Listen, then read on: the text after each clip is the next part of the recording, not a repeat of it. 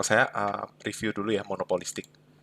Jadi kemarin saya sudah sempat tunjukkan ya. Eh, Alasan kenapa kita belajar sebenarnya nggak. Sebenarnya kita bisa ya belajar perfect competition market ini harus dipelajari dulu gitu ya. Yang kondisi paling ideal. Baru kita belajar monopoli. Nah sebenarnya bisa sih dari monopoli langsung ke oligopoli baru monopolistik. Nah, tapi kenapa waktu itu saya udah jelasin urutannya kenapa monopolistik dulu baru baru oligopoli ya. Selain monopolistik itu kontennya nggak terlalu banyak, maksudnya materinya nggak banyak, dan monopolistik itu juga memiliki sifat memiliki sifat monopoli dan monopolistik seperti itu. Oke. Okay?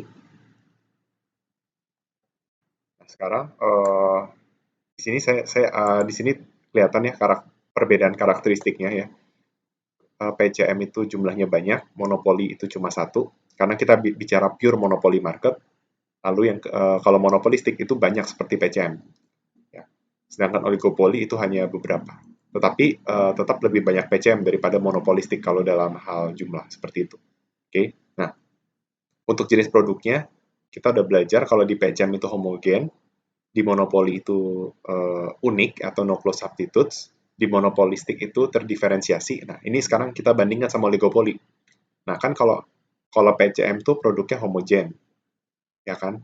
Monopolistik terdiferensiasi gitu ya. Nah, kalau oligopoli itu bisa homogen, bisa heterogen gitu ya. Nanti kita akan pelajari apa sih contoh yang homogen dan yang heterogen. Jadi bisa homogenes atau heterogen. Nah, ini juga jadi uh, ini jadi hal yang penting juga ya. Apakah harga itu sebagai decision variable atau dengan kata lain, apakah industri ini adalah price maker atau price taker? Nah, kita udah tahu kalau imperfect competition market itu kemarin kita udah tahu ya, sebuah sebuah pasar dikatakan imperfect competition ketika dia memiliki yang namanya market power seperti itu. Oke, nah market power itu adalah kemampuan untuk mempengaruhi harga. Jadi influence to uh, change a price gitu ya. Tujuannya apa? Tujuan dari mempengaruhi harga itu adalah memaksimumkan profit seperti itu. Ya.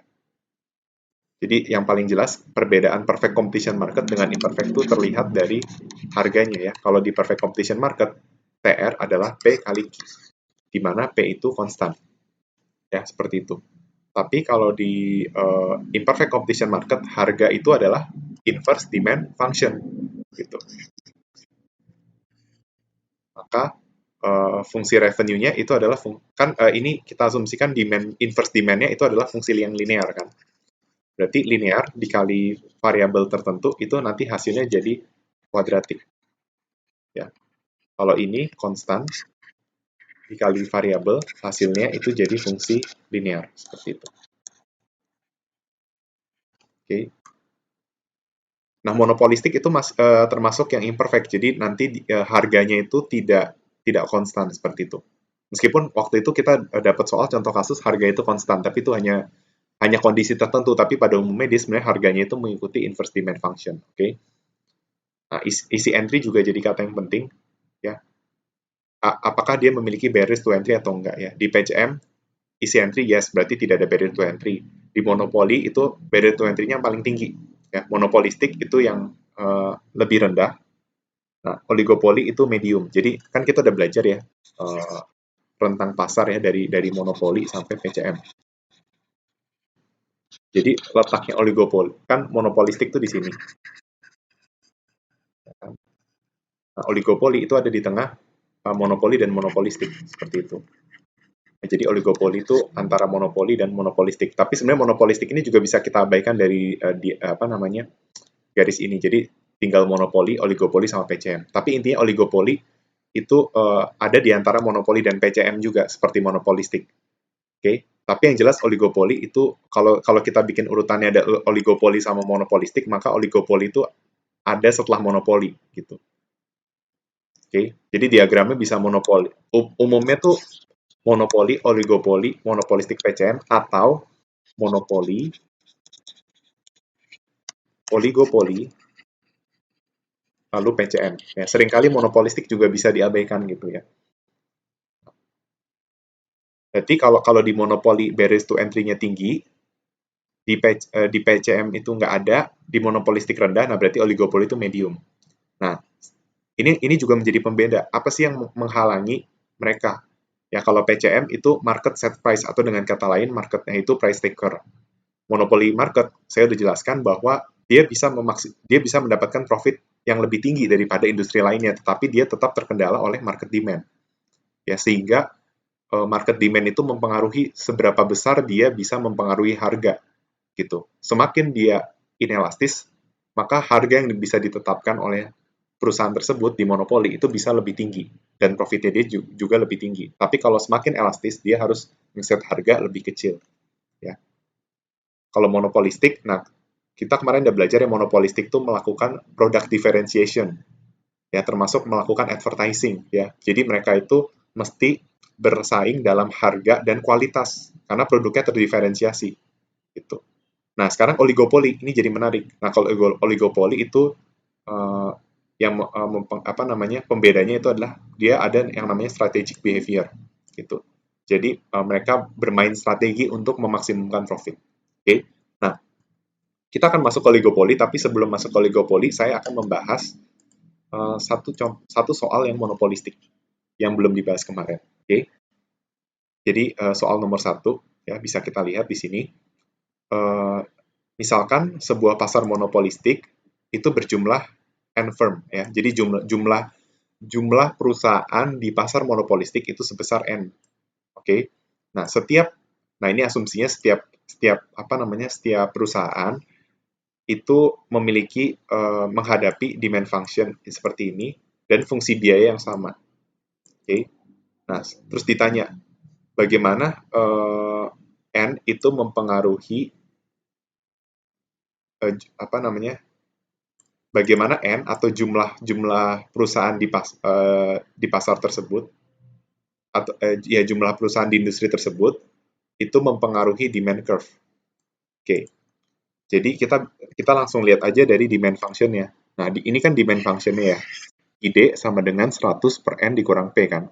Nah, kalian udah belajar demand function itu bentuknya seperti ini.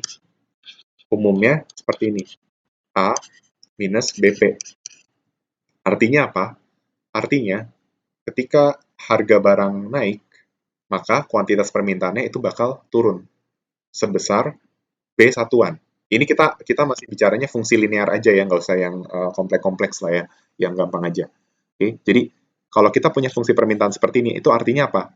Setiap kenaikan harga satu satuan, maka kuantitas permintaan itu akan turun sebesar B. Ya, dapatnya dari mana? Dari slope. Ya, kalau kita mau mengetahui bagaimana dampak perubahan harga satu satuan terhadap kuantitas, maka ya kita cari aja turunan Q terhadap P. Hasilnya adalah minus B. Seperti itu.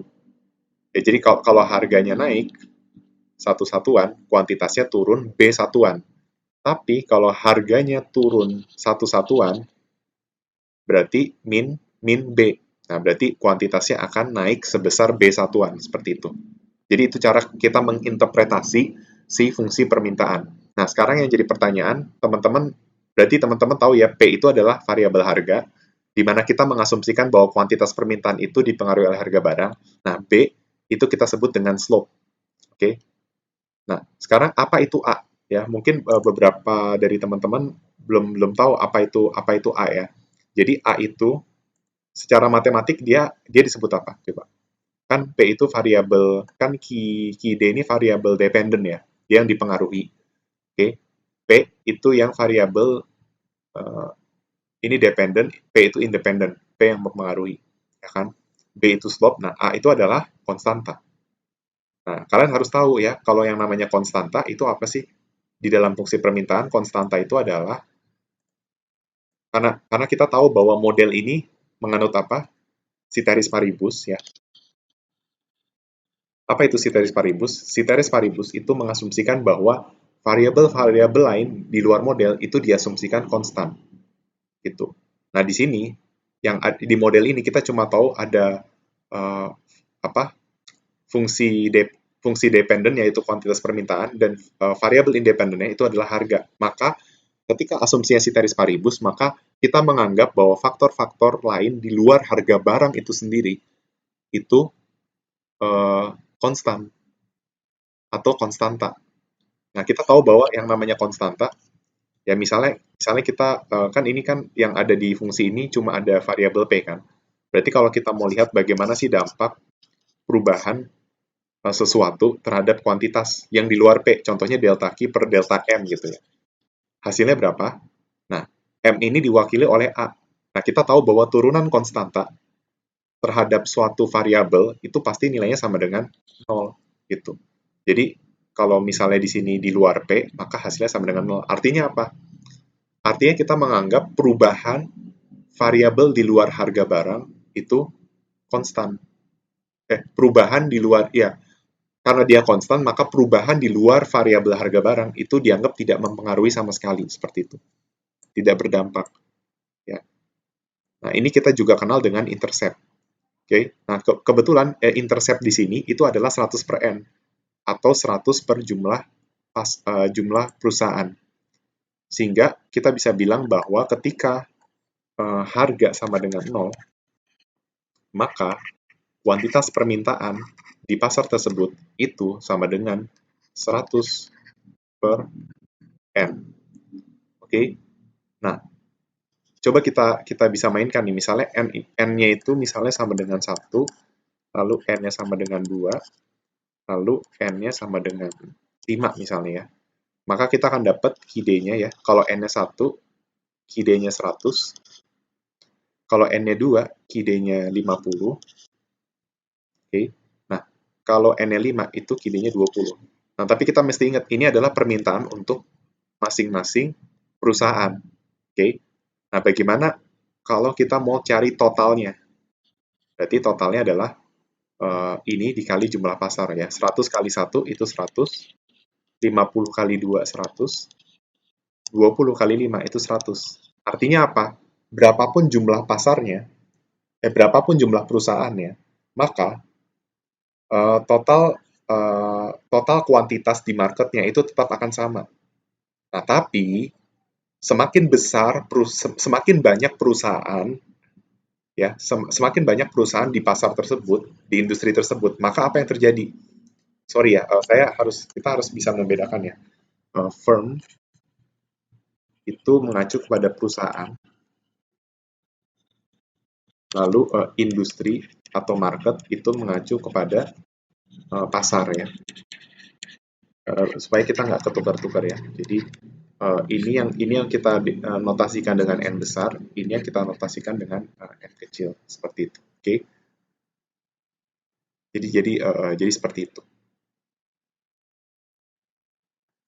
Jadi ini adalah KD untuk masing-masing perusahaan. Berarti kita bisa menyimpulkan bahwa sebenarnya total market demand-nya itu bakal sama berapapun jumlah perusahaannya. Tetapi untuk masing-masing perusahaan itu akan berbeda ketika N-nya berbeda. Nah, kita bisa lihat bahwa semakin banyak perusahaan di suatu pasar, maka yang terjadi adalah KD-nya itu akan semakin kecil. Itu yang bisa kita simpulkan dari persamaan ini. Kenapa? Kenapa seperti itu? Ya, logikanya kalau jumlah market demand-nya sama, maka semakin banyak perusahaan, maka demand-nya itu akan terpecah sesuai dengan jumlah perusahaannya. Gitu. Itu yang bisa kita simpulkan. Jadi semakin tinggi N, maka KD untuk masing-masing perusahaan itu akan semakin kecil. Okay? Tapi semakin kecil N, semakin kecil jumlah perusahaan, maka KD-nya untuk perusahaan tersebut itu akan semakin meningkat. Karena marketnya sama, tapi pembaginya lebih banyak gitu kan.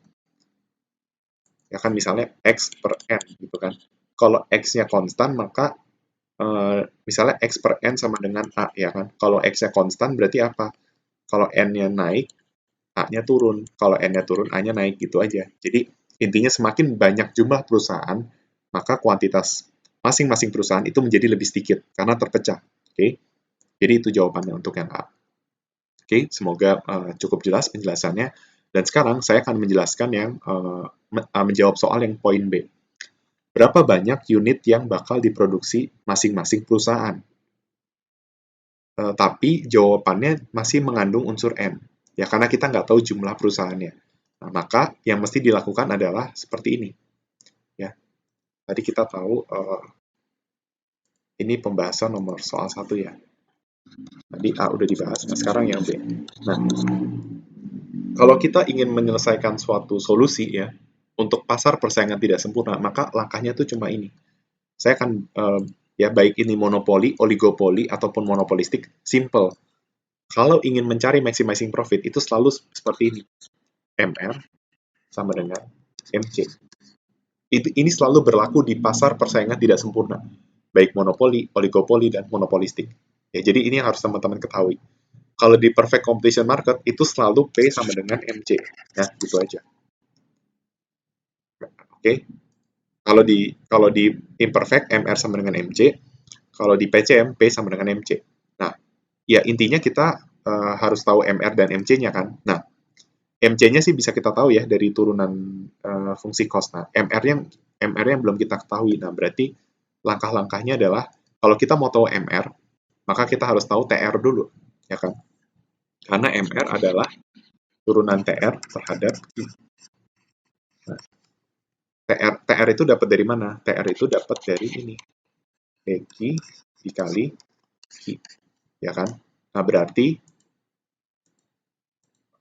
ini kan demand function. Sedangkan total revenue adalah inverse demand dikali kuantitas. Nah, berarti demand function-nya ini di inverse dulu, gitu. Kan? Demand function adalah 100 per N dikurang P. Nah, berarti P sama dengan, nah gimana kira-kira?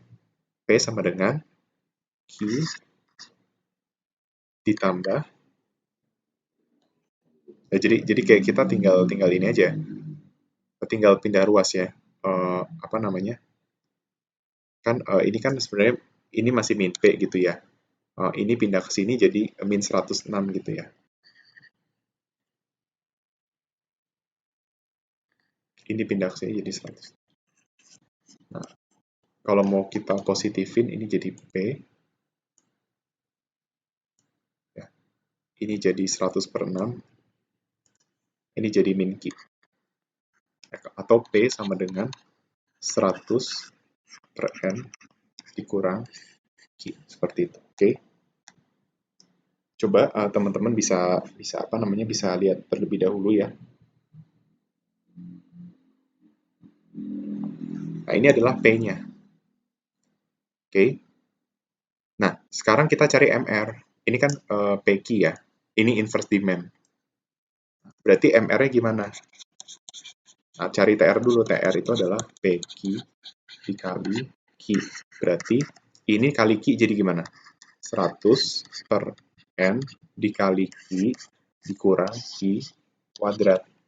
Nah, MR itu adalah turunan TR terhadap Q. Nah, ini diturunin terhadap Q, hasilnya adalah 100 per N dikurang 2 Q. Nah, jadi kita udah dapat nilai MR-nya.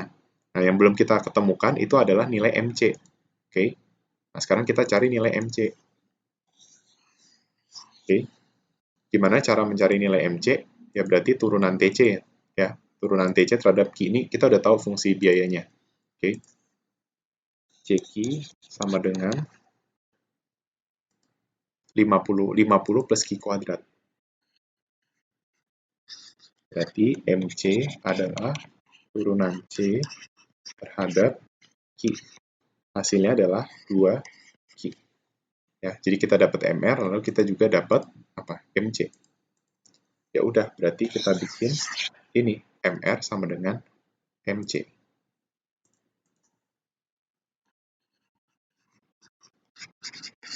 Oke. Nah, 100 per N kurang 2 Q sama dengan 2 Q. Gitu kan?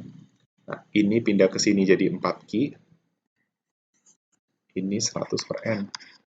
Berarti Q star sama dengan 25 per N. Nah, berarti ini adalah jawabannya nih. Berarti kesimpulannya adalah jumlah kuantitas di pasar itu sebesar 25 dibagi N gitu ya. Jadi kalau misalnya jumlah perusahaannya 5, berarti kuantitas masing-masing perusahaan adalah 5 unit karena 25 per 5. Kalau jumlah perusahaannya 10 berapa?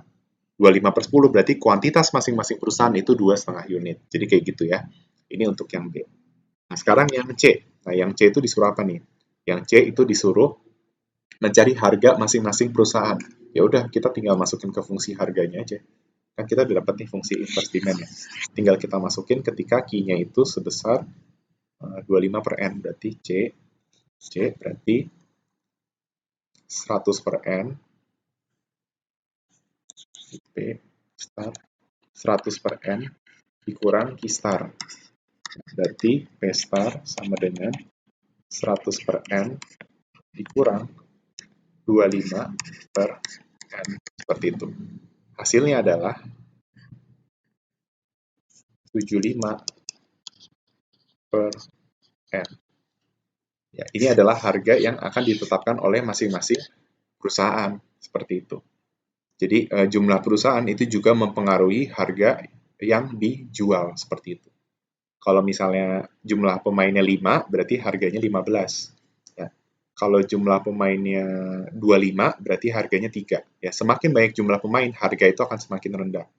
Ya, karena dia bersaing kan. Semakin persaingan tinggi, berarti harganya harus lebih rendah. Tapi kalau persaingannya nggak terlalu ketat, harganya bisa dinaikin. Seperti itu. Nah, sekarang yang D. Berapa banyak profit yang diperoleh masing-masing perusahaan? Ya udah, supaya simple ya, pakai aja rumus profit yang disederhanakan. Kan profit itu adalah, saya ulangi lagi ya, profit itu TR min TC. Bisa kita sederhanakan jadi P kali Q dikurang AC kali Q ya. Tapi terserah teman-teman ya, bisa kalau aku pakai cara yang ini ya. Kalian boleh pakai TR min TC langsung atau ini atau kalau aku mau pakai yang ini ya, biar lebih gampang aja. Nah, tapi kita belum dapat AC ya. Nah, AC itu ini. AC itu adalah C per Q ya. Kan CQ adalah kita tahu bahwa CQ adalah 50 plus Q kuadrat. Berarti AC adalah CQ per Q. Nah, berarti AC itu adalah 50 plus Q kuadrat dibagi Q. Hasilnya apa? Hasilnya adalah 50 per Q ditambah Q. Nah, ini adalah average cost-nya. Oke.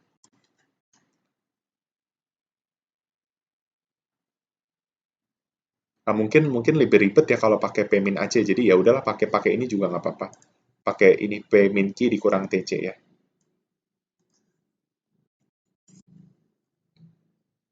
Jadi bebas aja lah. Nah, P-nya itu 75 per N. Ya kan? Berarti 75 per N dikali Q-nya 25 per N kurang TC. Nah, udah kita pakai ini aja lah biar gampang. TC, soalnya TC-nya udah langsung ini ya, 50 plus Q kuadrat. Oh, tapi mesti dipecah juga ya. Ya udahlah. 50 plus Q kuadrat. Nah, bener ya, 50 plus Q kuadrat. Plus ya. 50 plus Q kuadrat, sorry.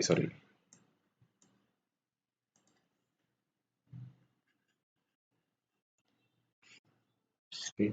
Berarti profit adalah, coba teman-teman hitung berapa sih 75 dikali 25. Oke, coba kita hitung.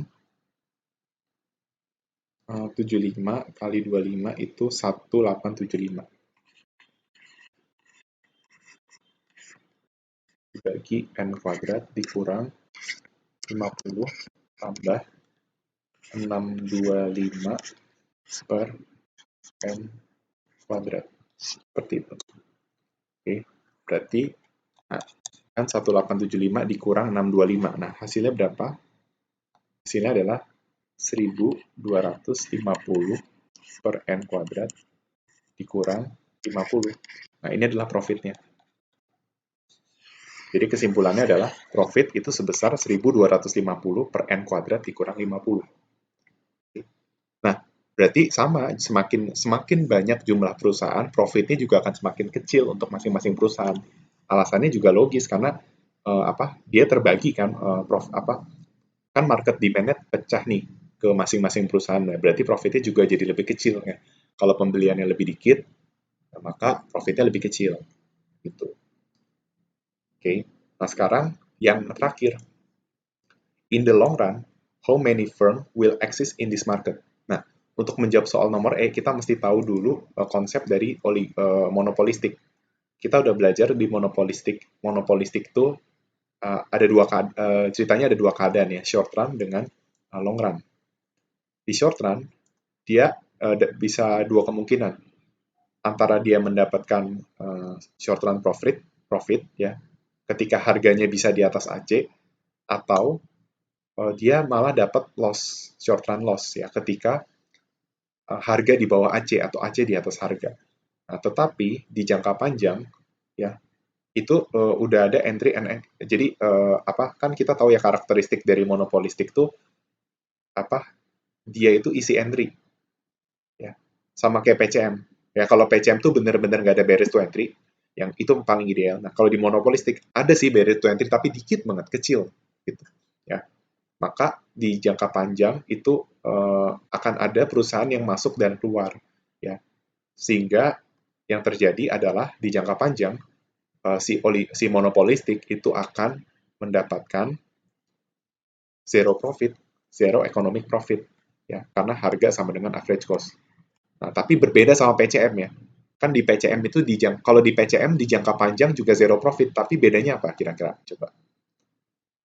Bedanya kalau di PCM itu zero ya, kalau di PCM zero profit itu tercapai ketika constant return to scale atau AC sama dengan MC.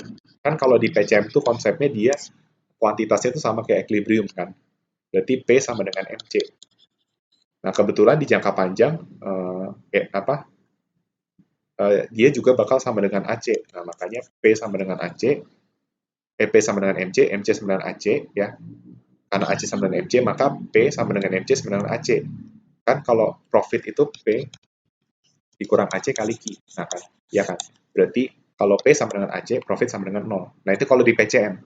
Kalau di monopolistik enggak. Kalau di monopolistik di jangka panjang, P sama dengan AC. Tapi P tidak sama dengan MC. Itu. Ini kelihatan nih. Kan kalau dia constant return to scale, produksi dia di sini. Ini kalau dia constant return to scale. Tapi kenyataannya dia produksi di sini dan zero profit. Nah, increasing return to scale. Itu karakteristik dari pasar persaingan tidak sempurna ya.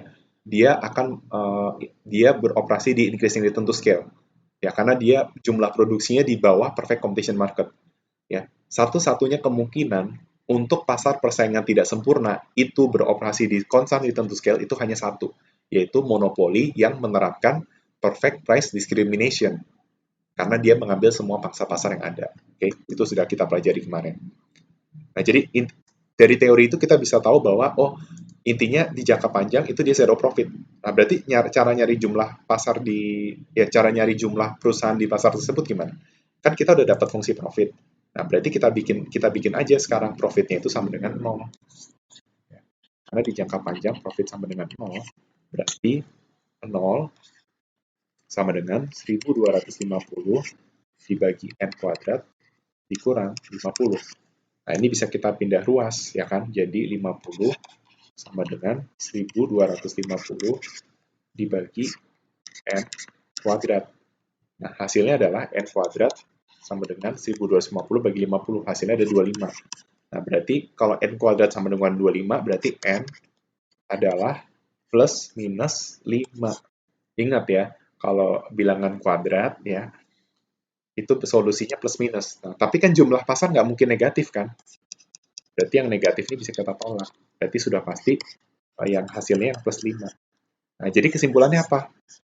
Kesimpulannya di jangka panjang kan dia dapat zero profit. Nah, itu bisa tercapai kalau jumlah perusahaan sama dengan 5. Artinya apa? Di jangka panjang jumlah perusahaan itu bakal ada 5. 5 perusahaan seperti itu. Oke. Kalau di jangka pendek kira-kira berapa perusahaan? Nah, karena di jangka pendek kemungkinannya profit itu dia bisa dapat profit atau dia bisa loss, maka kemungkinannya adalah kalau dia profit berarti jumlah jumlah pemainnya itu di bawah 5, ya. Jumlah pemainnya di bawah 5. Kalau dia loss itu kalau jumlah pemainnya di atas 5 gitu. Oke. Ini kalau di short run. Oke. Jadi seperti itu ya. Semoga penjelasan saya untuk yang monopolistik tidak terlalu cepat ya. Ya, jadi ini menutup pembahasan tentang monopolistik sebelum kita masuk ke oligopoli. Jadi pembahasan tentang oligopoli itu adalah pembahasan terakhir untuk imperfect competition market sebelum nanti kita masuk ke pembahasan market failure seperti itu. Oke. Nah, sebenarnya oligopoli sendiri itu ada definisinya ya.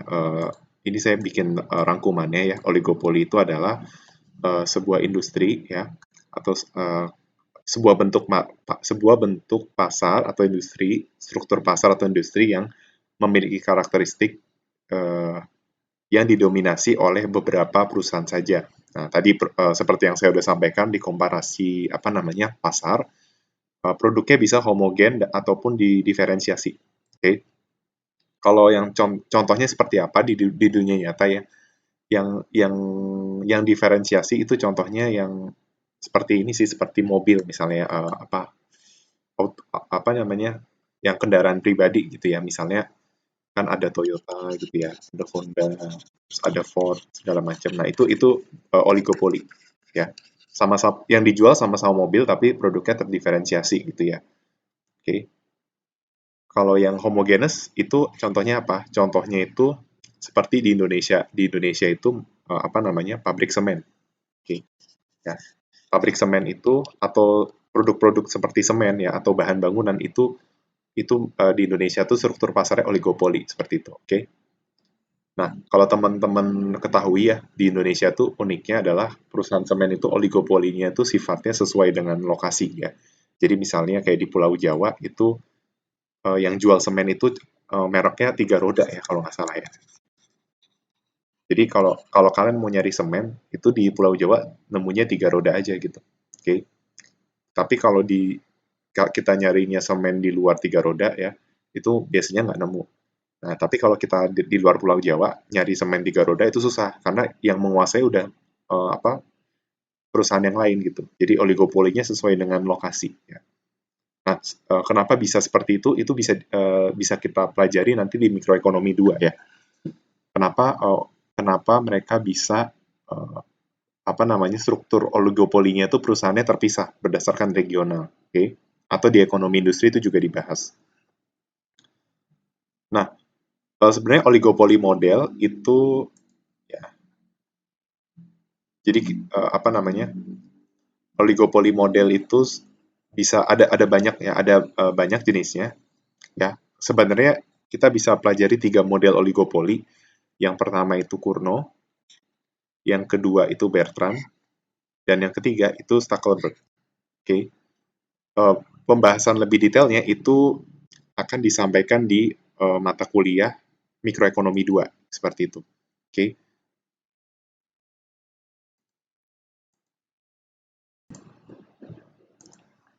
Tapi saya akan mencoba menjelaskan. Sebenarnya ini pembuktiannya, jadi apa namanya, kalau di mikroekonomi 2 atau di ekonomi industri kita akan belajar matematisnya gitu ya. Jadi kayak kalau seandainya oligopolinya itu modelnya Kurno, Bertrand, atau Stackelberg itu gimana harga dan kuantitasnya. Karena pada dasarnya kita tuh mau membuktikan atau mau menunjukkan bahwa sebenarnya itu oligopoli itu ada di tengah-tengah monopoli dan monopolistik seperti itu. Oke. Okay?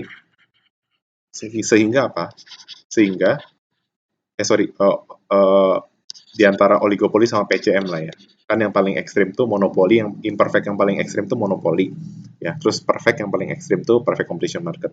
Sehingga nanti kita bisa lihat nih, ini kuantitasnya itu lebih besar, ini kuantitasnya lebih kecil kan. Nah, berarti oligopoli itu ada di tengah-tengahnya. Nah, tapi ada saatnya nanti oligopoli itu bisa, jadi oligopoli itu bisa mendekati monopoli atau sama persis. Tapi ada saatnya juga oligopoli itu bisa sama persis seperti PCM kondisinya. Ya, kuantitasnya. Terus secara profit juga ya. Begitu pula untuk kalau profit yang lebih besar yang ini ya. Tuh. Sama dengan penetapan harga itu. Nah, sebenarnya kita di level pengantar lebih banyak membahas Kurno, tapi itu belum menyentuh matematiknya ya. Ya, tapi kita akan membahas tentang Kurno sama Bertrand. Stackelberg itu belum terlalu dibahas lah kalau di level pengantar. Ya, sebenarnya Kurno model tuh intinya adalah dia itu mengasumsikan si oligopolinya itu yang pertama hanya ada beberapa pemain di industri, terus nah yang jadi kunci adalah Kurno itu, ini nyebutnya Kurno ya, bukan bukan Curnot ya, apa T-nya nggak dibaca, jadi bacanya Kurno. Nah, jadi si Kurno itu asumsinya ada beberapa eh, perusahaan di industri, terus setiap setiap perusahaan itu bakal menentukan outputnya seperti itu. Jadi apa namanya, output untuk masing-masing perusahaan itu bakal sama persis. Lalu setiap setiap apa namanya setiap perusahaan itu memaksimumkan profit. Jadi yang teman-teman perlu ketahui di model Kurno itu mereka mainnya di quantity seperti itu. Oke. Okay? Nah, tetapi nanti kita juga bisa lihat bahwa si Kurno ini juga bisa melakukan yang namanya kartel seperti itu. Nah, kita mesti tahu bahwa kartel itu artinya adalah sekelompok perusahaan yang bersepakat untuk menentukan harga dan output yang tujuannya adalah untuk memaksimumkan profit. Seperti itu.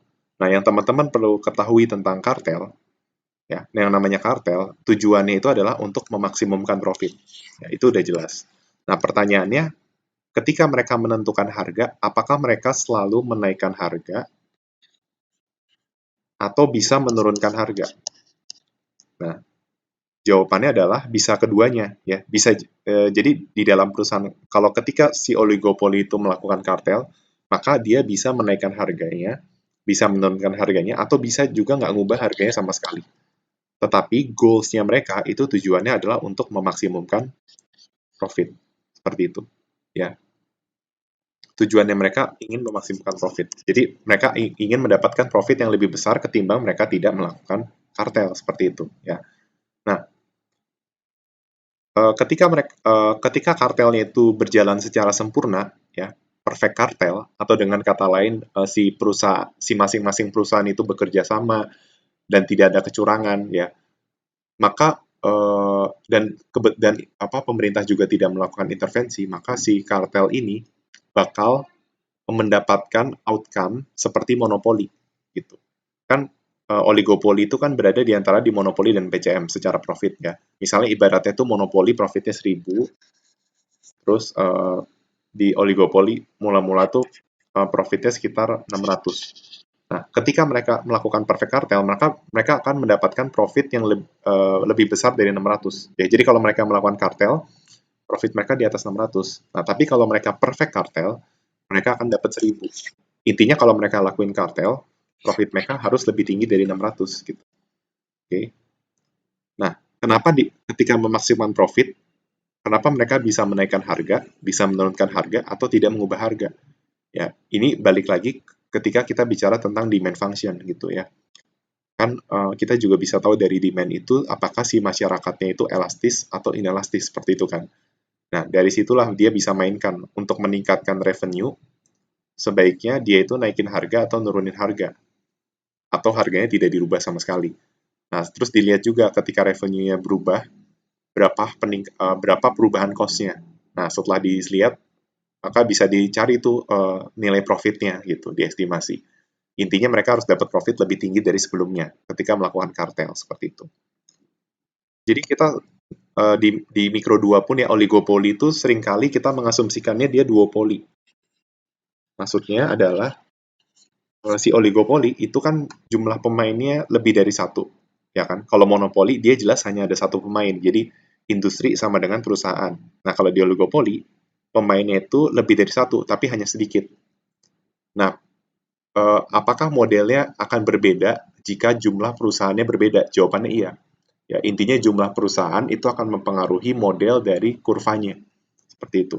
Nah, untuk memudahkan penggambaran kurva, dan perhitungan, maka kita mengasumsikan oligopolinya itu adalah duopoli, seperti itu.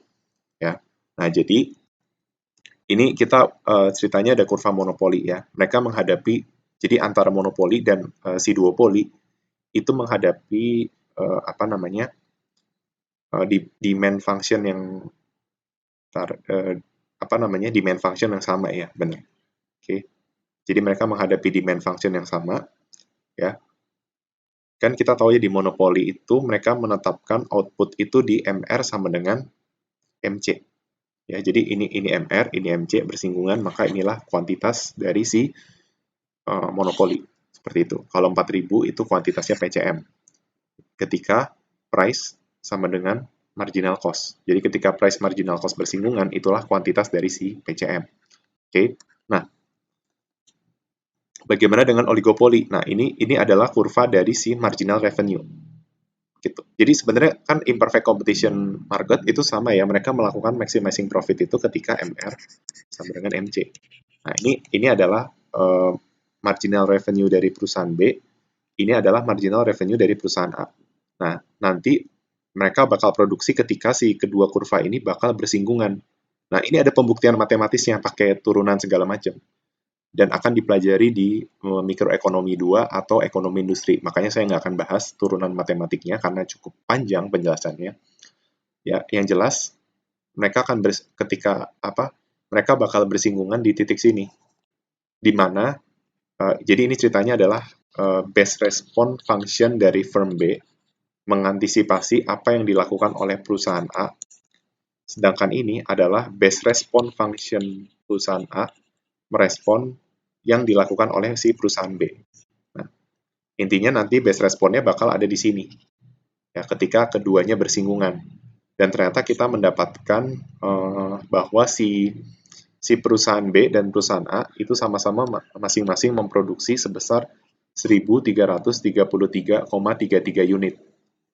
Oke, nah ini adalah kuantitas masing-masing perusahaan ya. Jadi ini kuantitasnya ini kuantitasnya A, ini kuantitasnya B. Nah, kita ingat ya yang namanya kuantitas pasar itu adalah penjumlahan dari kuantitas perusahaan. Ya, jika ada 2 key, maka kita jumlahin dua-duanya. Nah, dapatlah key sama dengan 2666,67. Nah, sekarang kita bandingkan nih antara monopoli, duopoli, dengan perfect competition market. Di monopoli, dengan demand function yang sama, ya, dengan demand function dan marginal cost yang sama, di duopoli kita mengabaikan ini gini. Sebenarnya nanti proses perhitungannya bakal melibatkan marginal cost gitu, tapi intinya itu nggak ngefek lah ya. Sebenarnya ada di pembuktian matematisnya. Ya. Di monopoli, dengan demand dan marginal cost yang sama, mereka bakal memproduksi di 2000 unit. Sedangkan duopoli itu akan memproduksi di 2666,67. Nah, di perfect competition market, kuantitasnya itu sama dengan 4000. Nah, terbukti ya bahwa kuantitas oligopoli itu berada di tengah-tengah. Di tengah-tengah monopoli dan di tengah-tengah PCM, seperti itu. Oke. Kalau modelnya ada 3 pasar, ya 3 perusahaan, atau lebih dari 2, pasti hasilnya bakal beda. Gitu ya. Tapi yang jelas dia bakal berada di tengah-tengah monopoli dan PCM. Seperti itu. Ya, ini penggambaran dari Kurno model. Ya, saya bisa kasih clue-nya itu ya intinya mereka bakal ini marginal revenue sama dengan marginal cost. Gitu. Ya, memang untuk duopoli ini agak sulit dijelasin kalau nggak pakai matematis ya, tapi karena level pengantar saya nggak akan terlalu dalam lah, karena ini bisa satu chapter sendiri gitu. Oke, jadi seperti itu. Apa kuantitas oligopoli itu berada di tengah-tengah monopoli dan PCM. Oke. Terus ada model yang kedua yang akan kita pelajari itu adalah model price leadership model. Ya, the price leadership model. Sebenarnya ini kalau di mikro 2 ya, ini masuknya ke Bertrand model ya. Jadi intinya sebenarnya inti dari price leadership model itu adalah seperti ini. Ini ada catatannya ya. Mereka itu bakal sebenarnya intinya itu hasilnya akan apa ya? Hasilnya tidak akan sama seperti model Kurno ya. Tetapi inti dari price leadership model tuh begini. Misalnya ada dua perusahaan, ya kan? Perusahaan oligopoli. Ceritanya ada perusahaan oligopoli yang mereka itu informasinya nyari sempurna gitu loh. Jadi masing-masing konsumen, misalnya anggap aja kita sebut merek aja lah ya, biar kalian tuh gampang ngebayangin ya. Misalnya ada iPhone dan ada Samsung. Nah, ceritanya konsumen itu tahu tahu persis tentang teknologi. Ya, jadi ketika mereka memutuskan untuk beli iPhone atau Samsung itu udah sesuai dengan preferensi mereka. Misalnya mereka butuhnya buat apa, terus apakah sekalipun misalnya harga Samsung di atas iPhone, apakah dia tuh worth it buat dia atau enggak gitu kan? Apakah dia pokoknya dia tahu persis lah iPhone itu kayak apa, Samsung kayak apa, kualitasnya kayak gimana gitu ya. Nah, maka yang si oligopoli itu intinya begini. Ketika misalnya ada dua perusahaan yang ceritanya ini ada ada dua perusahaan. Ya ketika si iPhone ini nurunin harga, maka si Samsung itu bakal berusaha juga untuk nurunin harga. Nah, kenapa si Samsung berusaha untuk nurunin harga juga? Karena ketika iPhone nurunin harga, kan kita udah belajar model model fungsi permintaan kan. Misalnya kita bikin fungsi permintaan itu lebih lebih ini ya lebih lebih apa? Lebih spesifik. Kalau biasanya kan kita cuma fungsi permintaan itu dipengaruhi oleh harga barang kan. Misalnya kita bikin fungsi permintaannya itu dipengaruhi oleh harga barang lain. Ya, misalnya iPhone itu X, Samsung itu Y, ya kan? Nah, misalnya KID dipengaruhi oleh harga barang X dan harga barang Y. Misalnya iPhone dan Samsung itu bukan komplementer tapi substitusi. Maka fungsi permintaannya kurang lebih A min BPX ditambah CPY kan. Nah, ketika harga iPhone turun, dan misalnya harga iPhone turun, maka kuantitas permintaan untuk iPhone itu bakal naik, gitu kan. Nah, ketika kuantitas permintaan buat iPhone naik, maka kuantitas permintaan buat Samsung itu atau gini deh, misalnya ini fungsi permintaan buat iPhone, terus kita bikin fungsi permintaan buat si Samsung, ya. Buat Samsung ini kan KID X, sekarang KID Y. Ah, aku bikin pakai huruf lain aja. Ini pakai angka aja, A1, B1, C1. Nah, ini A2 min C, C1, eh, A1 min B1 PY ditambah C1 PX. Nah, ketika harga iPhone turun, maka kuantitas permintaan untuk iPhone itu bakal naik, ya kan? Asumsikan aja si Samsungnya ini nggak ngubah harga, ya. Maka apa yang terjadi? Ketika harga iPhone itu turun, maka kuantitas permintaan untuk Samsung itu bakal turun. Jadi ketika situasinya iPhone nurunin harga Samsung enggak, maka si iPhone kuantitas penjualannya meningkat, kuantitas penjualan Samsung itu menurun. Maka sebaiknya ketika si iPhone itu nurunin harga, maka apa yang harus dilakukan Samsung? Nah, kita pakai istilahnya base respon ya. Maka base respon untuk si Samsung itu bakal nurunin harga juga. Sehingga harapannya dengan nurunin harga, orang yang tadinya udah lebih banyak beli iPhone itu bisa lari lagi ke Samsung. Nah, itu bakal terjadi secara terus-terusan. Misalnya iPhone nurunin harga, terus Samsung nurunin harga. Nah, Samsung nurunin harga, iPhone nurunin harga. Terus. Jadi intinya turun terus sampai harganya itu berada di titik perfect competition market gitu. Bahkan mungkin harganya itu bisa di bawah average cost di kasus tertentu. Oke. Itu alasan kenapa si kurvanya itu ini adalah kurva King Demand Curve ya. Jadi kurvanya itu patah untuk demand. Kenapa? Karena ketika terjadi perubahan harga barang terus, maka nanti ada satu saat demand-nya itu bakal membentuk demand yang baru. Dari yang tadinya elastis jadi inelastis gitu. Kan kalau mula-mula tuh harganya masih tinggi kan. Maka si konsumennya itu masih elastis. dia masih responsif terhadap perubahan harga. Tapi ketika harganya udah murah, relatif lebih murah, maka si konsumennya jadi lebih inelastis, kayak gitu. Oke. Jadi ini alasan kenapa di price leadership model itu kurva kurva king demand curve terbentuk kurva king demand curve atau kurva demand yang patah seperti itu. Nah, kalau di mikro 2 ini dijelaskannya namanya model Bertrand.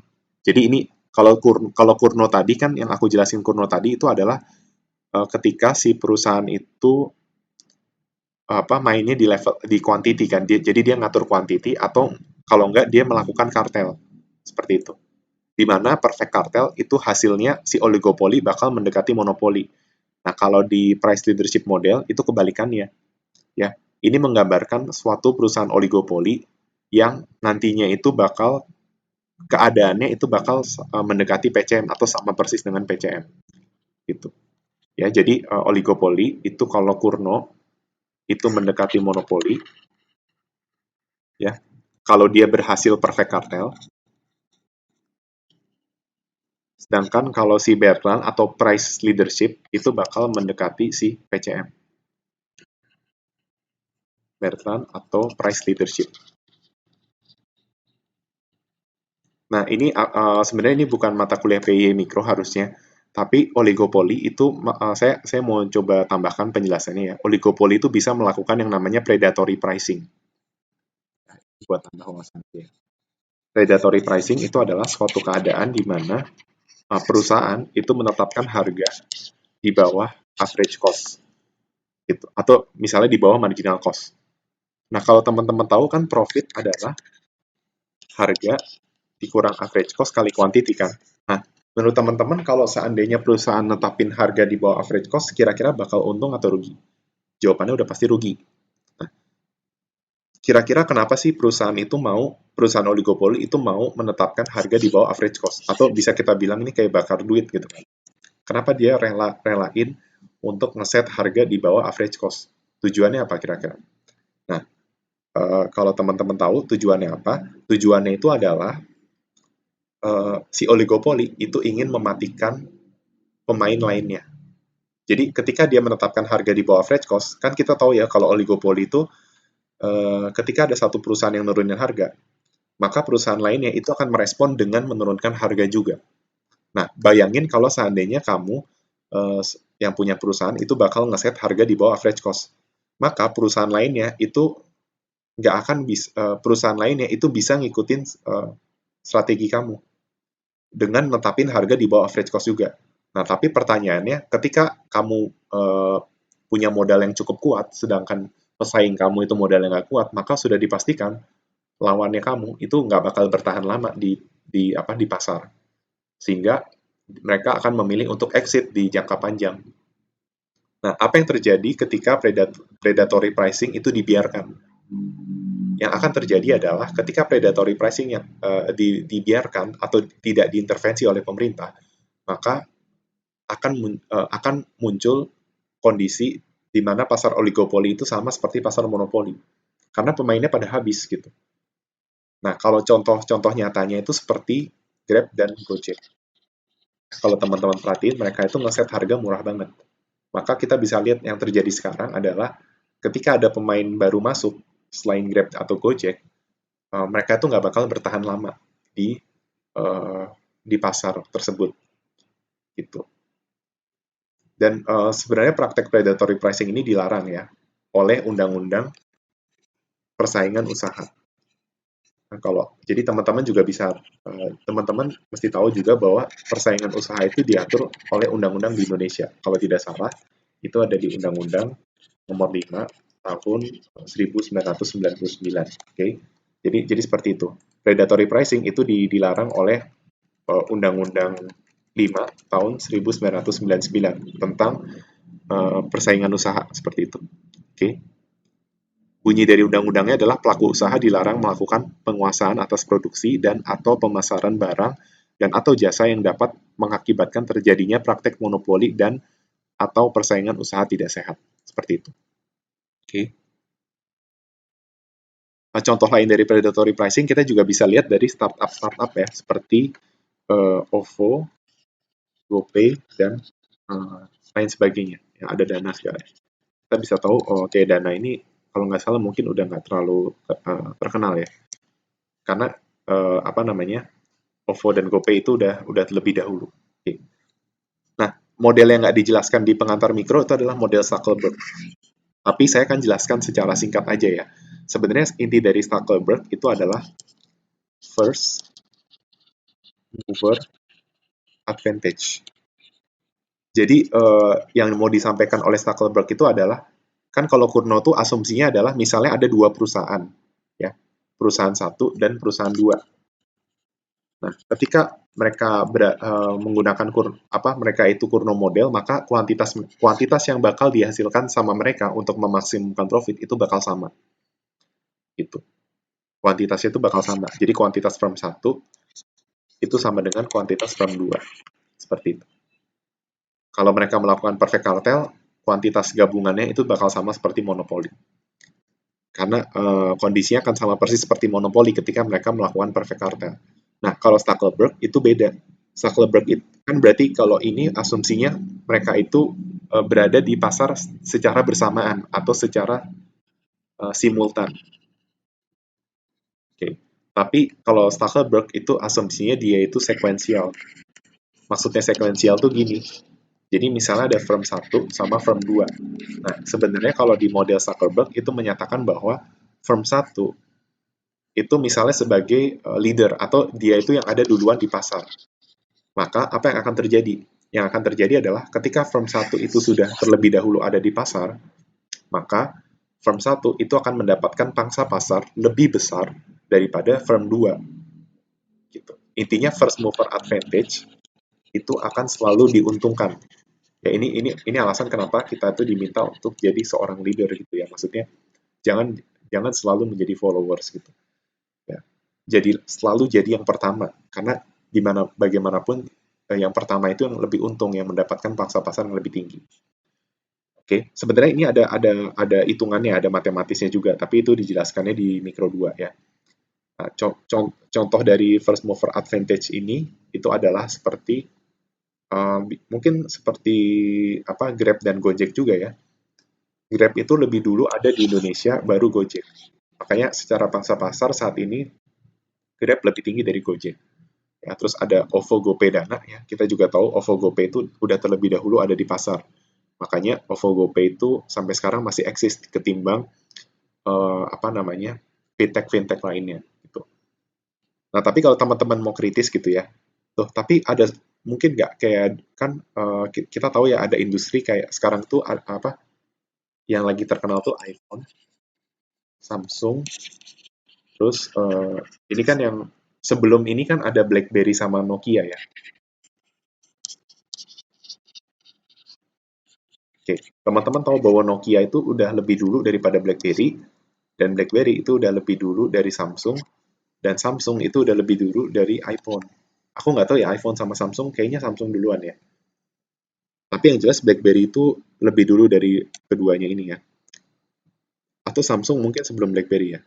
Atau ini aja deh, kita tiga aja ya. Yang jelas iPhone itu setelah BlackBerry ya, terkenalnya. Nah, kan kita tahu bahwa Nokia itu terlebih dahulu ada di pasar. Baru BlackBerry, baru iPhone. Nah, kenapa sekarang kenyataannya justru pangsa pasarnya lebih gede iPhone daripada BlackBerry, bahkan daripada Nokia. Padahal model Zuckerberg menjelaskan bahwa leader atau first mover advantage itu mendapatkan pangsa pasar yang lebih tinggi. Nah, jawabannya adalah karena iPhone itu melakukan inovasi seperti itu. Sehingga kondisi first mover advantage itu hanya berlaku sampai jangka pendek. Tapi di jangka panjang, ketika ada perusahaan yang melakukan inovasi produk, maka dia bisa mengambil pangsa pasar. Gitu. Nah, tapi kalau ada orang yang ada perusahaan yang mau ikutan kayak iPhone, nah kemungkinan iPhone lah yang akan mendapatkan first mover advantage karena dia yang lebih dulu ada di pasar seperti itu.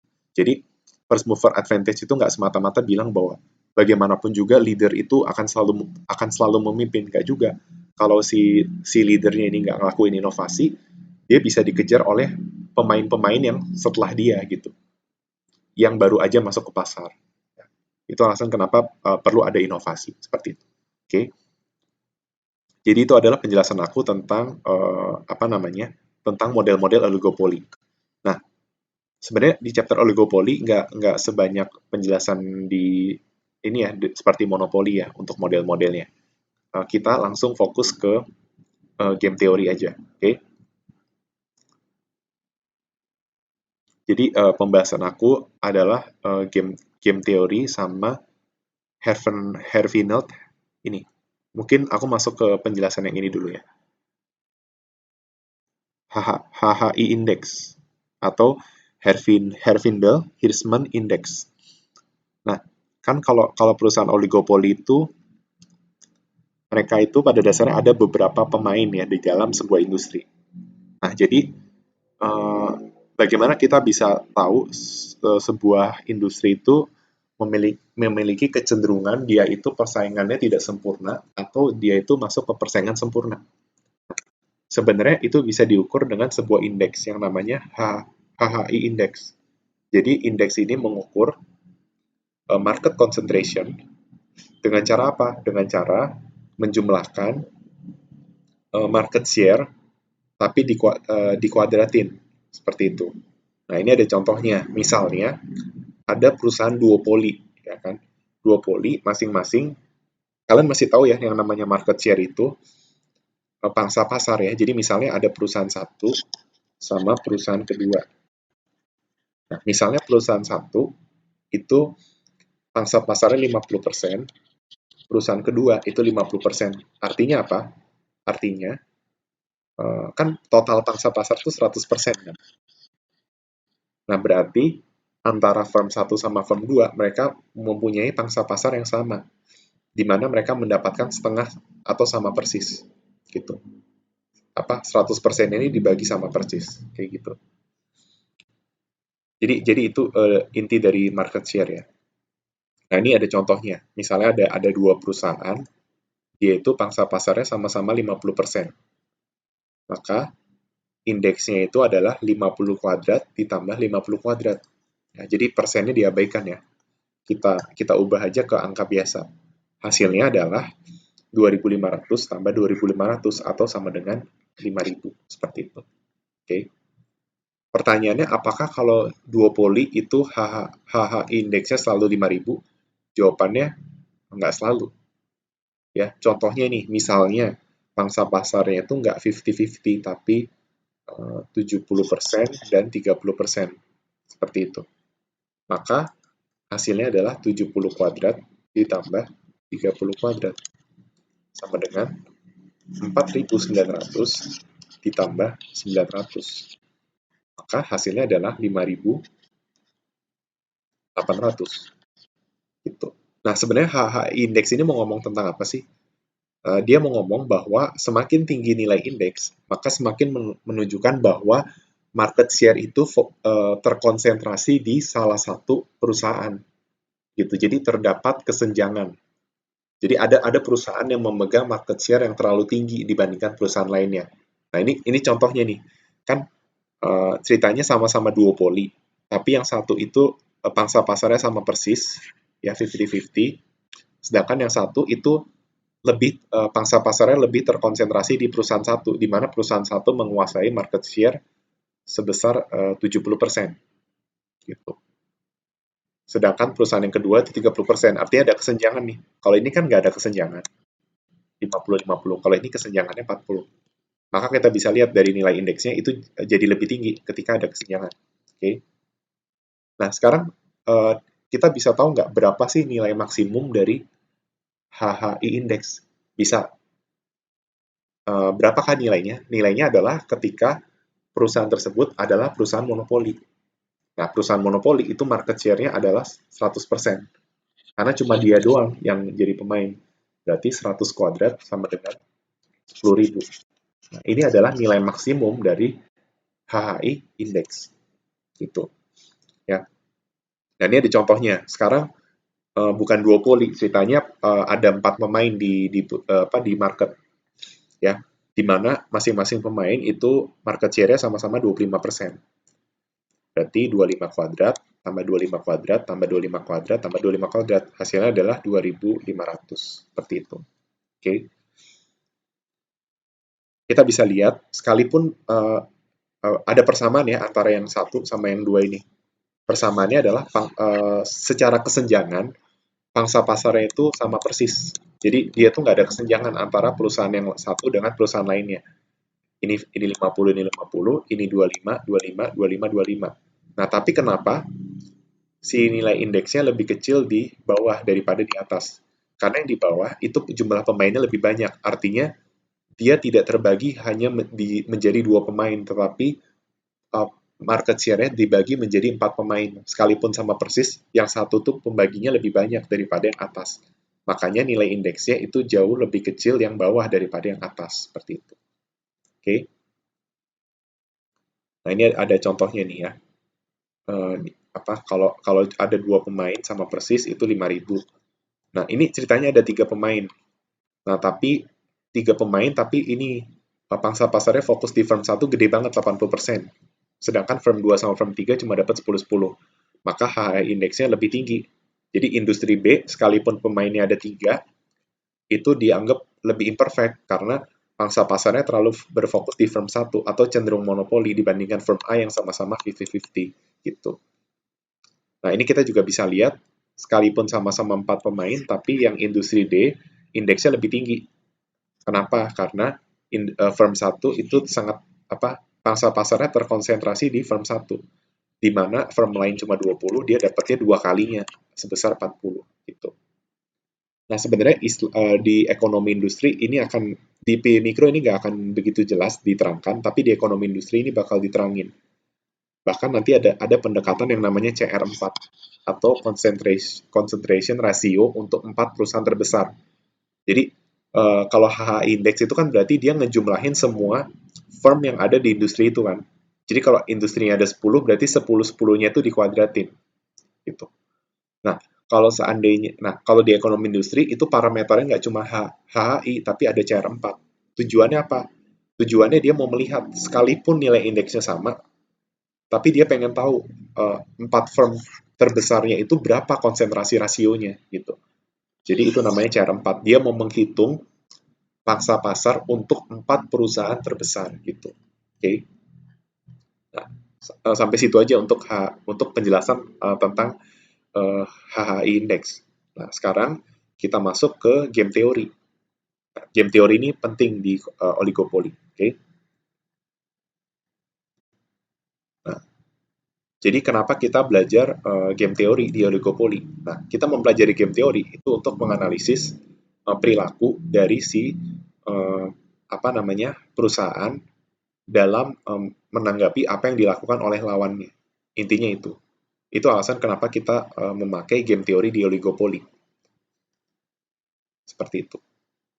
Nah, sebenarnya konsep dari game teori itu adalah intinya mereka mengambil keputusan dengan mengantisipasi apa yang dilakukan oleh lawannya. Seperti itu. Itu inti dari game teori. Nah, konsep-konsep yang teman-teman harus tahu di game teori ya, itu ada 3 hal. Untuk level pengantar itu cuma ada 3 ya yang di fokusnya ya. Yang pertama ada dominan strategi. Ya, dominan strategi itu adalah strategi yang terbaik apapun yang dilakukan oleh lawannya. Jadi payoff yang dihasilkan itu yang paling tinggi apapun yang dilakukan oleh lawannya. Nanti kita akan sama-sama kerjakan di latihan soal biar lebih kebayang. Nah, terus ada konsep prisoner's dilemma. Kita bakal lihat inti dari prisoner's dilemma itu adalah ketika mereka itu bisa mendapatkan outcome yang lebih tinggi, tetapi mereka cenderung memilih outcome yang lebih rendah karena adanya faktor resiko. Jadi intinya mereka tuh ketika bekerja sama itu lebih menguntungkan. Jadi ketika sebenarnya mereka tuh kalau bekerja sama itu lebih menguntungkan, lebih profitable, tapi mereka pada akhirnya itu memilih untuk tidak bekerja sama. Gitu. Itu inti dari prisoner's dilemma. Nah, terus yang terakhir itu Ness equilibrium. Ness equilibrium itu intinya adalah best respon atas apa yang dilakukan oleh pemain lainnya. Itu. Nah, inti dari game teori juga adalah yang mesti kita ketahui adalah game teori itu memiliki 3 komponen. Jadi ini adalah komponen yang harus dimiliki. Yang pertama, dia harus punya players atau pemain. Selain players, mereka harus punya yang namanya action. Dan yang ketiga, mereka harus punya payoff atau outcome. Ya, jadi misalnya ada perusahaan ini ada contoh nih. Misalnya misalnya ada perusahaan perusahaan C sama perusahaan D, ya. Perusahaan C sama perusahaan D. Nah, perusahaan C sama perusahaan D ini sebagai player dari game teori.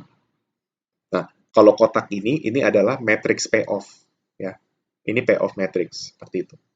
Jadi payoff matrix itu adalah matrix yang menggambarkan keluaran yang akan dihasilkan oleh masing-masing pemain, seperti itu. Nah, sedangkan action itu adalah uh, apa tindakan yang mereka dapat pilih dalam suatu permainan. Ya, misalnya si C bisa milih top atau bottom, si D bisa milih left atau bisa milih right. Nah, ini artinya action. Hal yang bisa dilakukan oleh si masing-masing pemain. Nah, terus yang terakhir itu adalah payoff atau outcome. Ya, ketika mereka memainkan outcome, ya, itu ada yang namanya ketika mereka memainkan action, itu mereka bakal mendapatkan sesuatu atau mendapatkan ganjaran, gitu. Ya, itu harus dimiliki oleh sebuah game teori seperti itu. Nah, untuk lebih mudahnya kita langsung ke latihan soal. Oke, ini contoh soal. Jadi kita akan bahas beberapa soal. Tadi soal 1 yang monopolistik udah kita bahas. Nah, sekarang soal nomor 2. Oke. Nah, soal nomor 2 ini juga saya ingin kita mengerjakan soalnya sekaligus. Jadi ini ceritanya ada kasus. Nah, kita akan mengubah menjadi payoff matrix. Ya, game teori payoff matrix, lalu kita mencari dominan strategi dan equilibrium seperti itu. Oke. Nah, coba kita perhatikan dulu kalimatnya baik-baik. Oke. Nanti kita akan kerjakan di sini. Soal nomor 2. Oke, coba kita baca baik-baik. Terdapat dua penjahat yang melakukan kejahatan secara bersama, yaitu Rocky dan Ginger. Oke, karena di sini ada dua penjahat, ya, berarti kita bisa menyimpulkan game ini itu ada dua pemain, dua player. Di mana misalnya player 1 itu Rocky, player 2 itu Ginger. Nah, pertanyaan saya begini, apakah kita sudah bisa membuat payoff matrixnya kalau kita sudah tahu bahwa dia itu ada dua player? Jawabannya belum. Kenapa? Karena kita belum tahu jumlah action yang mereka bisa lakukan. Karena game teori memang pada umumnya itu ada dua player dan dua action.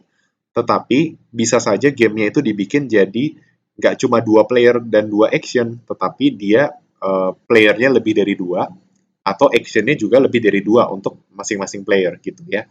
Jadi belum tentu kalau dua player itu pasti dua action, makanya kita mesti perhatikan baik-baik. Yang baru kita tahu itu adalah playernya hanya ada dua. Terus kita baca selanjutnya, mereka dihadapkan sebuah pilihan untuk tidak mengaku atau mengaku ketika diintegrasi secara terpisah. Nah, ini jadi ceritanya mereka ngelakuin kejahatan bareng, tapi mereka itu mau diinterogasi. Nah, interogasinya tuh terpisah, ya. Terpisah. Mereka, jadi si Rocky sama Ginger nggak saling tahu mereka bakal ditanya apa aja, dan apakah si Rocky itu bakal ngaku atau nggak ngaku atas kejahatannya, gitu. Tapi intinya mereka punya pilihan untuk nggak ngaku atau ngaku. Nah, berarti di sini kita udah bisa bikin payoff matrixnya. Kenapa? Kita udah tahu player ada dua, Rocky dan Ginger, dan kita juga tahu bahwa keduanya bisa tidak mengaku atau mengaku. Ya, jadi kita bisa bikin payoff matrixnya kurang lebih seperti ini. Ya, umumnya player 1 di sini, player 2 itu di atas. Ya, ini umumnya aja ya. Pilihannya tidak mengaku atau mengaku. Ya, jadi misalnya not confess sama confess. Ini kebetulan actionnya sama ya untuk masing-masing player ya. Ada kasus di mana actionnya bisa berbeda antara player 1 dengan player 2. Tapi ini intinya mereka itu actionnya sama untuk player 1 dan player 2. Oke, selanjutnya kita baca ya. Jika keduanya mengaku, maka masing-masing akan dipenjara 5 tahun. Nah, teman-teman harus tahu yang ditulis di payoff matrix itu menyatakan nilai atau ganjaran yang mereka dapatkan. Ya. Nah, sebenarnya salah nggak sih kalau kita nulis di penjara 5 tahun? Maksudnya kalau dia di penjara 5 tahun, salah nggak kalau kita nulisnya dalam 5, angka 5? Nggak salah, nggak salah sih. Karena memang ganjarannya 5 tahun. Nah, tapi kita mesti tahu ganjaran itu berdasarkan apa. Kalau kita bicara konteks orang di penjara, maka misalnya ada opsi di penjara 5 tahun sama di penjara 7 tahun. Ya, kalau kita bicara dalam konteks utility aja, kira-kira umum ya, ini kita bicara kondisi umum ya. Orang-orang itu bakal lebih tinggi utility-nya atau mereka lebih puas kalau di penjara 5 tahun atau 7 tahun? Jawabannya adalah mereka lebih puas kalau di penjara 5 tahun. Kenapa? Karena semakin lama di penjara itu semakin menyengsarakan mereka. Maka 5 dan 7 itu akan lebih baik 5 dalam konteks penjara. Sama halnya dalam konteks kerugian. Lebih baik rugi 5 atau rugi 7? Ya lebih baik rugi 5 gitu. Nah, sehingga untuk memudahkan, karena nanti kan intinya payoff ini akan kita bandingkan kan. Nah, makanya alangkah baiknya kita nulisnya itu bukan 5 sama misalnya 5. Kita bisa tulis dalam minus 5. Jadi nanti kita bisa, karena nanti kita akan bandingkan berdasarkan angka gitu ya. Nah, kalau kita misleading, kalau kita tulis 57 itu bisa misleading gitu. Makanya kita pakai minus. Oke. Okay? Tapi payoff itu nggak harus minus ya. Maksudnya gini, ini kan kalau aku bikin payoff-nya di penjara terus dijadiin minus angkanya. Bisa bisa juga kalian bikin payoff-nya itu bukan berdasarkan waktu di penjara. Bisa jadi dalam kondisi eh, bisa aja dalam 10 tahun ke depan gitu ya. Misalnya ada orang di penjara 5 tahun. Berarti dalam 10 tahun ke depan dia punya kehidupan di luar penjara sebesar 5 tahun. Jadi payoff-nya 5. Sedangkan kalau dia di penjara 7 tahun, 10 tahun ke depan itu berarti dia ada waktu di luar penjara itu 3 tahun. Nah, maka ini payoff-nya nggak misleading. Karena kita tahu bahwa 5 dan 3 itu lebih besar 5. Artinya di penjara 5 tahun itu jauh lebih baik daripada di penjara 7 tahun. Dalam waktu 10 tahun ke depan. Dia bebas 5 tahun, kalau di penjara 5 tahun, kalau di penjara 7 tahun bebasnya 3 tahun. Jadi payoff itu nggak harus bisa macam-macam ya, tergantung instruksinya apa. Di sini nggak ada instruksi berarti kita pakai minus aja. Ya. Jadi di penjara 5 tahun itu berarti ini. Oh ya teman-teman masih tahu ya, nanti nanti penulisannya seperti ini nih. Mungkin saya ajarin cara bacanya dulu ya. Saya ambil contoh yang gampang aja ya. Misalnya, nah ini sebenarnya payoff-nya nanti jadi seperti ini nih. Ya, uh, aku bakal bacain buat kita semua ya. Jadi misalnya apa? Ini kan payoff matrix ya. Ini kan player satu, ini player 2. Berarti nanti penulisannya itu misalnya A, B. Nah, yang sisi kiri itu buat player satu, yang sisi B itu buat player 2. Jadi kayak gitu cara bacanya, ya. Nah, berarti gini, Ginger ketika dia nggak ngaku, maka dia punya dua kemungkinan. Kemungkinan pertama dia di penjara 1 tahun, yang kedua kemungkinan kedua adalah mereka di penjara 7 tahun. Seperti itu. Sorry, bukan mereka, Ginger ya. Jadi Ginger kalau nggak ngaku itu ada dua kemungkinan. Dia di penjara setahun atau dia di penjara 7 tahun. Nah, bagaimana kita bisa tahu apakah dia itu bakal di penjara setahun atau 7 tahun? Jawabannya adalah tergantung dari apa yang dilakukan Rocky. Nah, ini adalah game teori. Makanya nilai payoff kita itu tidak ditentukan dari apa yang kita lakukan saja, tetapi apa yang orang lain lakukan. Kenapa demikian? Simpelnya kayak gini, di kehidupan nyata, kita itu kan sebagai manusia punya kehendak bebas. Tetapi kehendak bebas itu uh, bukan berarti kita bisa bebas semau-maunya kita. Ya, kebebasan kita yang ada di dunia itu sebatas oleh pemberian Tuhan. Jadi ada batasannya gitu kan. Dan kebebasan kita itu juga dibatasi oleh kebebasan manusia lainnya. Contohnya ketika kita pergi ke kampus, misalnya kita sama-sama naik motor, ya kan? Ketika kita mengendarai motor kita dengan baik sampai ke kampus, belum tentu kita di kampus itu ada dalam keadaan selamat. Bisa jadi kita ngendarain motornya udah bener, pakai helm, tapi di tengah jalan kita diserempet, gitu kan? Artinya sama-sama ngendarain motor dengan benar, tapi diserempet di jalan. Yang satu diserempet, yang satu enggak. Nah, pasti di kampus lebih kalau kita diserempet kita bete. Ya kan sampai kampus mungkin bete. Tapi kalau nggak diserempet kita happy-happy aja. Atau misalnya kita sama-sama ke kampus naik motor, tapi yang kondisi pertama itu cuacanya cerah, kondisi kedua itu hujan. Nggak mungkin kita bakal nyampe di kampus dalam keadaan yang waktunya tuh sama persis antara cerah sama hujan. Kalau hujan mungkin kita malah mikir neduh dulu lah di tempat tertentu gitu kan. Atau kita ngendarin motornya jadi lebih pelan karena kita takut kepleset. Nah, itu yang ya itulah kenapa di game teori itu dia mencoba untuk menggambarkan kehidupan nyata gitu. Bahwa kita itu nggak bisa semata-mata, oh kalau aku ngelakuin ini, aku bakal dapet ini. Enggak, belum tentu kita dapet itu. Kita bisa dapet sesuatu tergantung dari apa yang dilakukan oleh orang lain. Yang jelas, kalau Ginger itu bisa kalau dia nggak ngaku, dia bisa dipenjara setahun atau dipenjara 7 tahun. Tergantung dari apa yang dilakukan Rocky.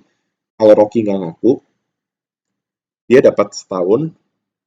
Kalau Rocky-nya ngaku, dia dipenjara 7 tahun gitu. Jadi kurang lebih cara bacanya seperti itu.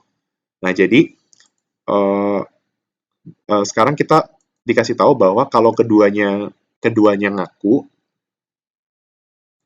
masing-masing dipenjara 5 tahun. Berarti gimana? Berarti ketika keduanya tidak ngaku, berarti kan yang not confess sama not confess ya. Nah, ini mereka sama-sama dapat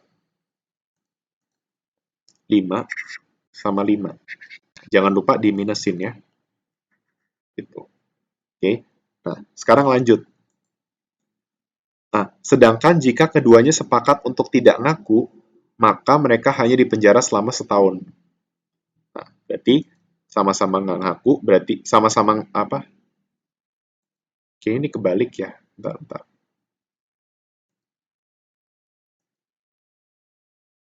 Oh, jika keduanya mengaku, maka masing-masing dipenjara 5 tahun. Sorry, berarti sama-sama ngaku ya, confess sama confess. Jadi 5 min 5 min 5. Sorry ya. Nah, tapi kalau sama-sama nggak ngaku, dipenjaranya cuma setahun.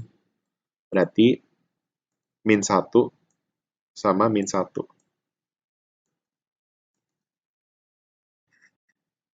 Oke.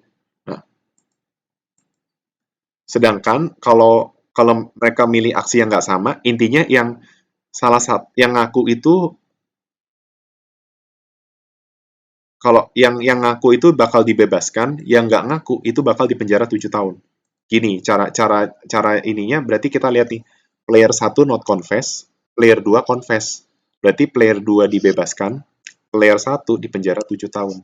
Nah, kalau ini kebalik, player satunya confess, player 2-nya not confess. Berarti player satunya dapat 0 atau bebas, player 2-nya bakal dipenjara 7 tahun. Seperti itu. Nah, sekarang kita cocokin sama yang ada di buku. Ini sama persis kan? Ya, 1 1 min 1 ya kan? Min 7 0, terus 0 min 7 sama 5 5, min 5 min 5 gitu ya. Nah, sekarang kita mencari, nah, kita bakal mencari yang namanya Nash equilibrium. Nash equilibrium kan artinya best respon dari apa yang dilakukan oleh lawan lainnya. Jadi kita ingin mengantisipasi apa yang dilakukan oleh lawan kita. Nah, bagaimana cara mencari Nash equilibrium? Nah, sebenarnya banyak sekali pengajaran yang ngajarin pakai jadi kayak coba kita lihat nih kalau player satu not confess dia dapat apa dan apa. Nah, itu aku menghindari penjelasan kayak gitu karena aku tahu buat orang awam game teori itu bisa jadi susah kalau tidak dijelaskan secara terperinci. Nah, makanya aku memutuskan untuk mengajarkan kalian dengan metode ini, metode jaring-jaring. Ya, jadi seperti ini. Ketika aku sebagai player satu ingin melihat apa sih respon terbaik dari apa yang aku harus lakukan, maka yang yang akan aku lakukan adalah seperti ini. Aku akan mengantisipasi yang dilakukan oleh lawan aku. Nah, lawan aku adalah si player 2. Berarti if player 2 confess, maka aku bisa confess, bisa not confess.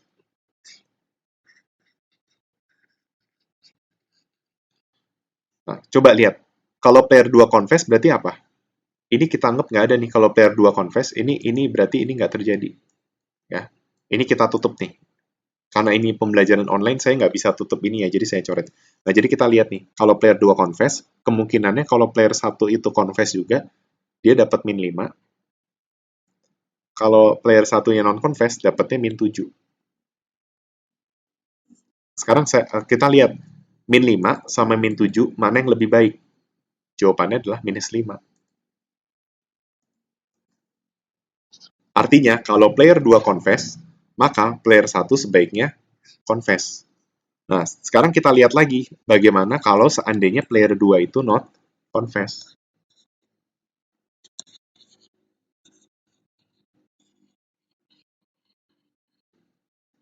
Ya, bagaimana kalau si player 2 itu not confess? Maka dia juga punya dua kemungkinan, confess atau not confess. Kalau player 2 not confess, berarti yang terjadi bukan yang ini. Jadi yang kita abaikan yang ini ya. Ini kita abaikan. Kita lihat yang ini. Ya. Kalau player 2 not confess, player 1 confess, dapatnya 0.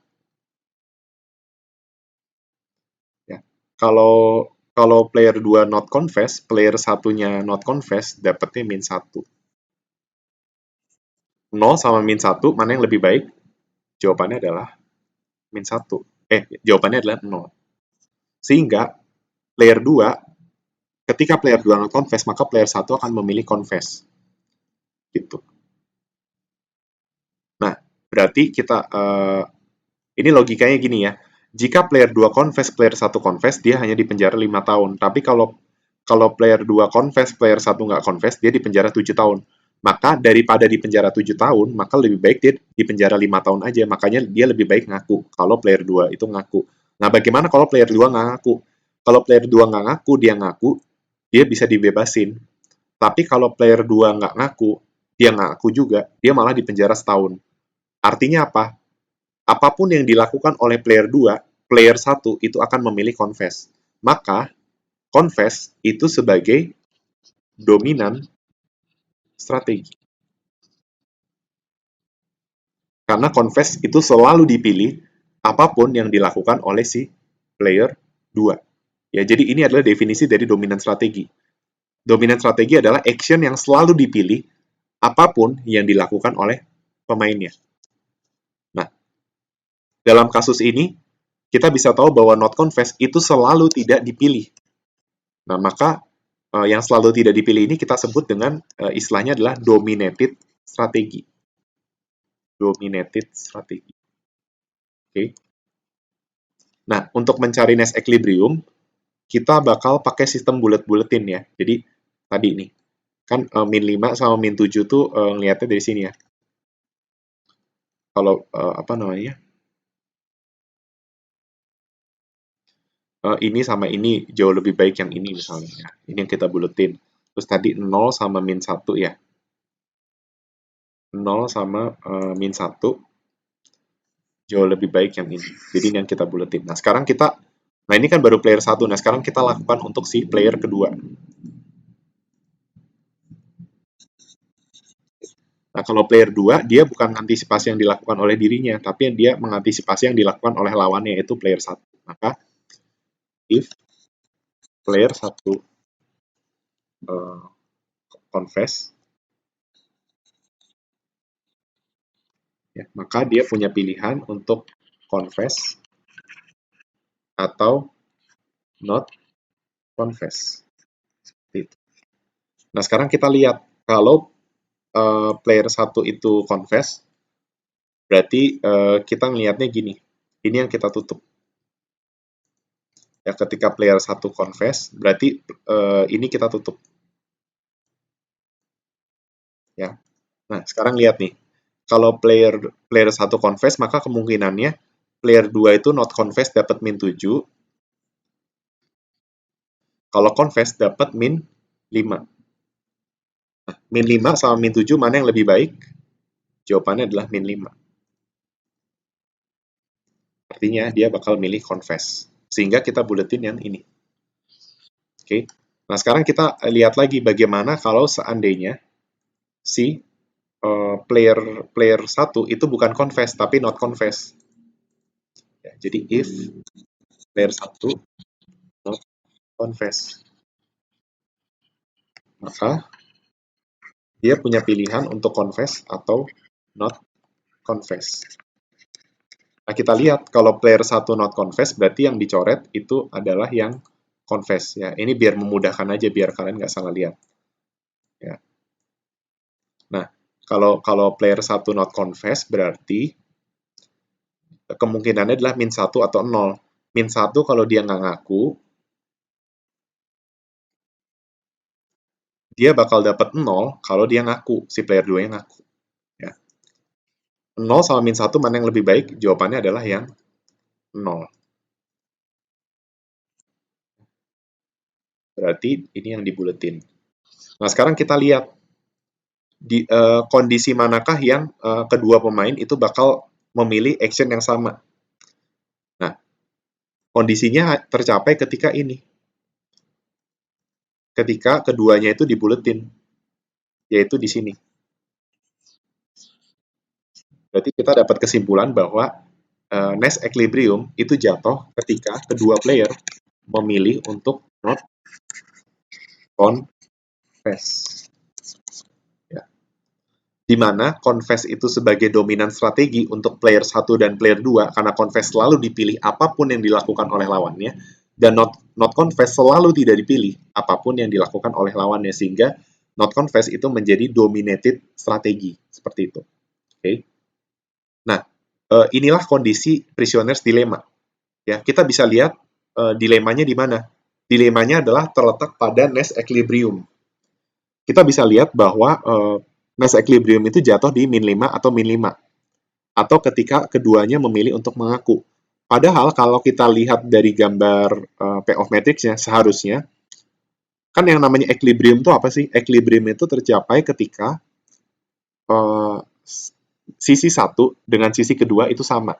Jadi kalau dalam konteks game teori, maka equilibrium itu tercapai ketika value 1 sama dengan value 2. Atau at least value 1 sama value 2 itu mendekati. Atau kesenjangannya yang paling kecil. Nah, kebetulan di sini kasusnya ada yang sama nih. Min 5 sama min 1 min 1. Ya kan? Padahal kalau kita, ini kan berarti sama-sama, sebenarnya ini sama nih value-nya kan. Sebenarnya lebih untung kalau kedua player itu memilih not confess.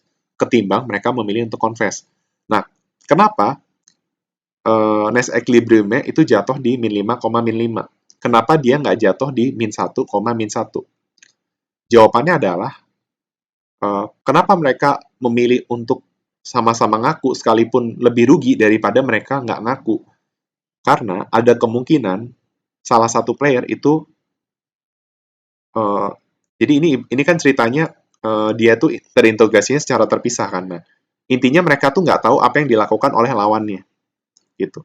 Sehingga lebih baik mereka cari aman aja gitu. Daripada ada faktor resiko ya. Misalnya dia memilih untuk nggak ngaku, ternyata lawannya ngaku. Kan intinya lawannya itu lebih untung kalau ngaku kan. Karena kalau ngaku, sekalipun lawannya nggak ngaku, dia dibebasin.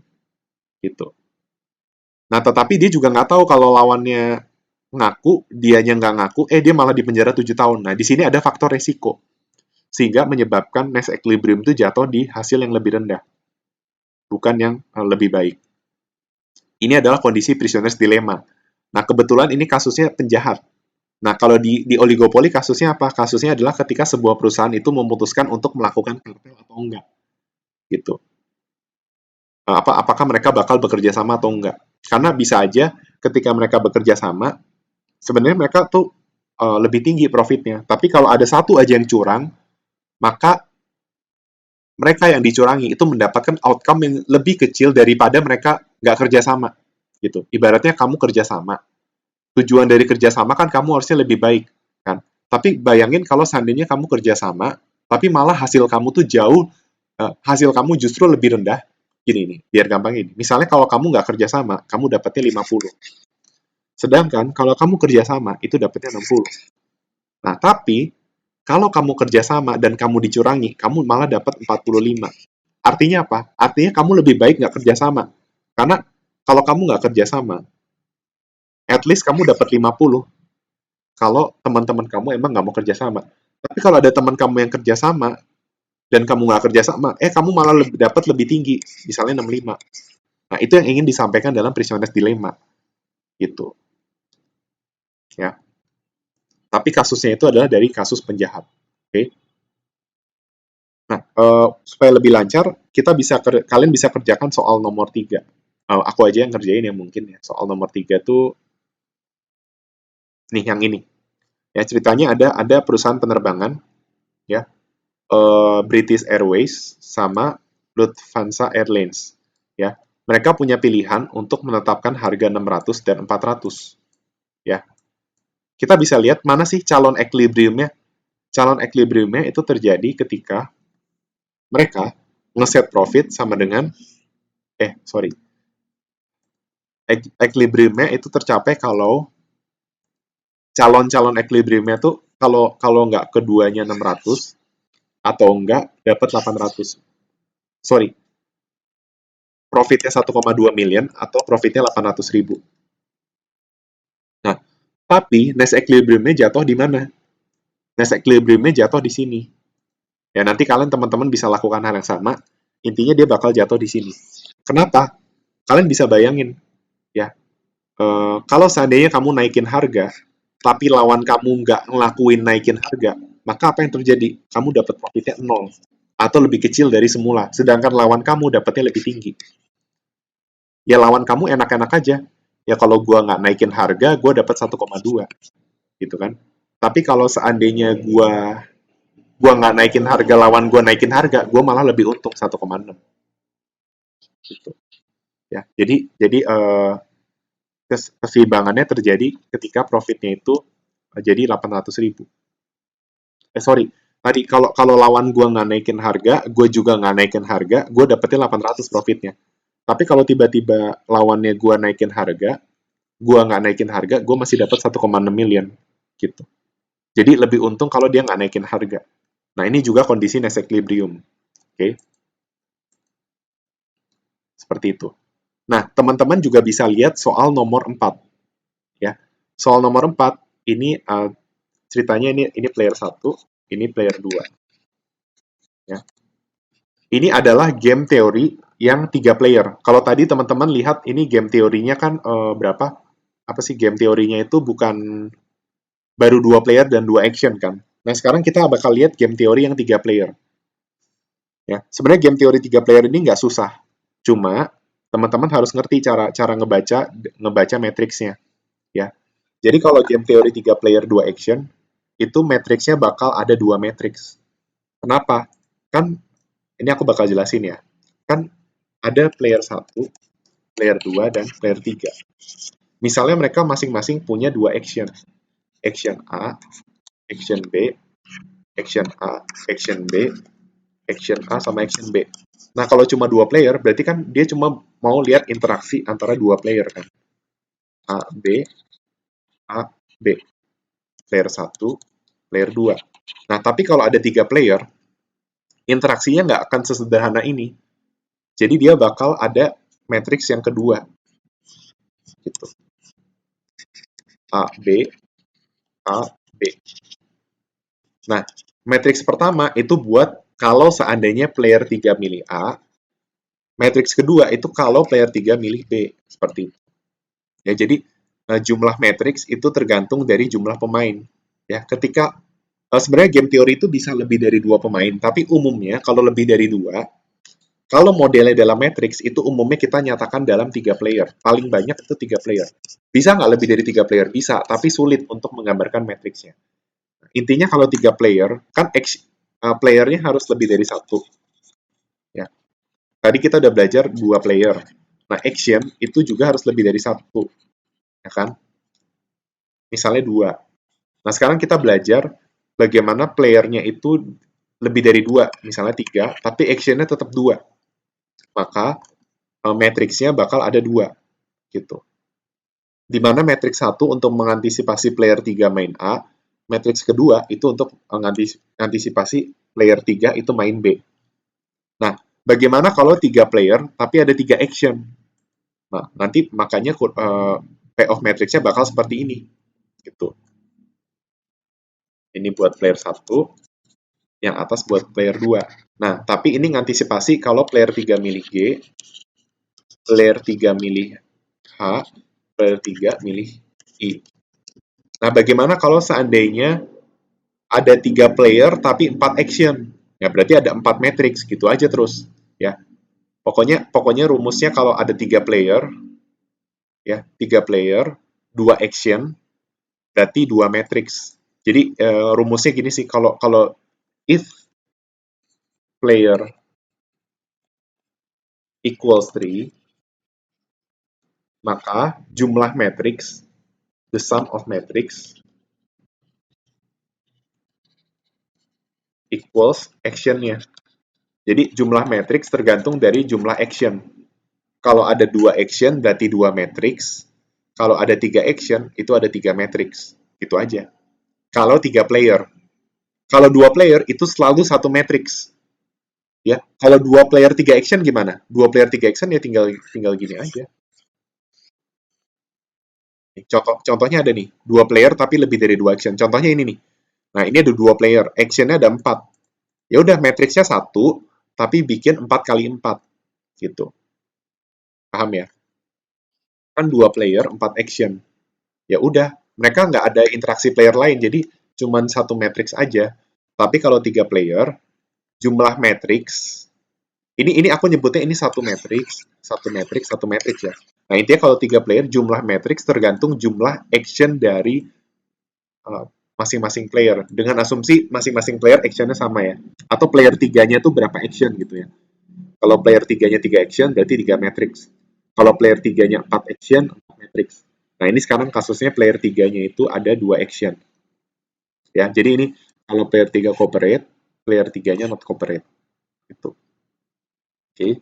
Nah, sekarang aku bakal bantu buat ngerjain soal nomor 4. Seperti itu ya. Nah, teman-teman di sini bisa lihat ya, kondisi equilibrium, calon equilibrium itu tercapai di mana sih kira-kira? Kalau teman-teman perhatikan, equilibriumnya tuh bakal jatuh di sini atau di sini, ya. Karena lihat aja yang nilainya sama cuma ini kan, yang lain beda-beda. Nah, tapi kalau kalau kita lihat ini mengandung prisoner's dilemma kan. Kalau teman-teman mau tahu dia itu prisoner's dilemma atau enggak, lihat aja. Pertama kita harus cari jadi indikasi prisoner's dilemma tuh biasanya ada dua equilibrium, dua calon equilibrium, tetapi ada yang lebih tinggi sama ada yang lebih rendah gitu. Tapi supaya kita benar-benar tahu itu prisoner's dilemma atau enggak, kita harus buktikan pakai jaring-jaring gitu. Nah, ini kalau kalau prisoner's dilemmanya terbukti ada, maka Nest equilibriumnya jatuh di sini. Nah, umumnya prisoner's dilemma tuh kalau gamenya seperti ini nih, ada cooperate sama not cooperate. Nah, kita bisa lihat kalau kerjasama lebih tinggi. Kalau nggak kerjasama, dapatnya lebih rendah. Nah, ini kemungkinan besar ini ada prisoner's dilemma. Nah, makanya kita mesti buktiin, bener nggak sih ada prisoner's dilemma atau enggak. Nah, sekarang aku bakal bantuin ngerjain, kan dari tadi ngerjainnya cuma dua ini ya, dua player. Nah, sekarang aku bakal ngajarin gimana kalau seandainya ada 3 player. Seperti itu. Oke? Okay? Aku bakal kerjain di sini. Ya, ini soal nomor 4 ya.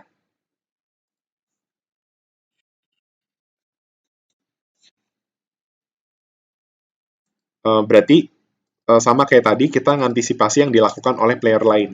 Jadi player 1 dulu. Oke? Okay? Player 1. Nah, sekarang yang kita antisipasi apa? If kalau player 1 berarti kan ada 3 pemain. Ingat, yang kita antisipasi itu player lainnya atau n-1 player. Nah, kalau ada 3 player, berarti yang diantisipasi ada 2 player. Berarti kalau player 1 mengantisipasi yang dilakukan oleh player 2 dan player 3. Nah, jadi if player 2 cooperate, player 3 cooperate misalnya. Atau if player 2 cooperate, player 3 not cooperate.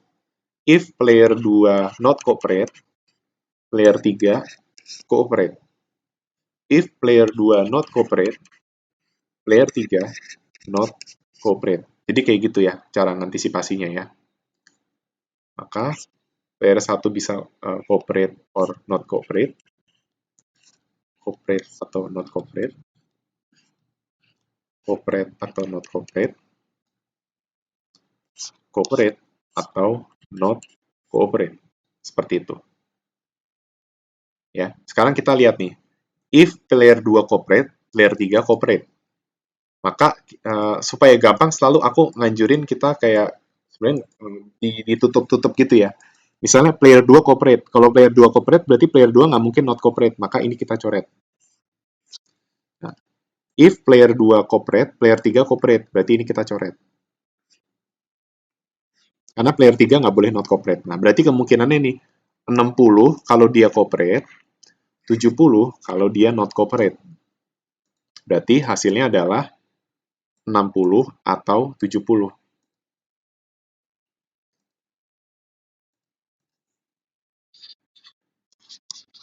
60 sama 70 mana yang lebih bagus? 70. Berarti ini kita kasih ini ya. Nah, kasih tanda. Mungkin warna gelap aja ya.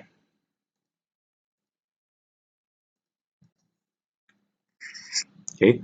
Nah, sekarang kalau player 2 cooperate, player 3 not cooperate. Nah, berarti yang dicoret adalah kalau player 3-nya cooperate. Jadi kita gantian, yang kita coret yang ini. Nah, jadi kita lihat yang sini. Nah, ternyata kemungkinannya 50 kalau cooperate, 65 kalau not cooperate. Jadi 50 sama 65. 50 sama 65 yang lebih baik adalah 65.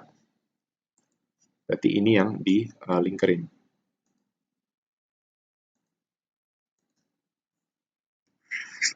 Oke. Seperti itu.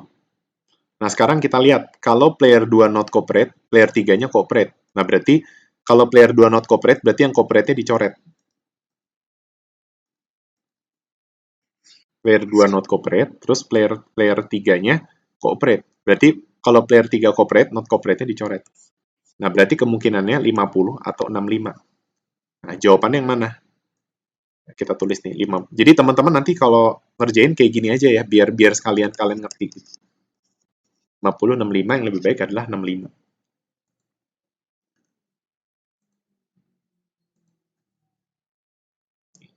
Oke.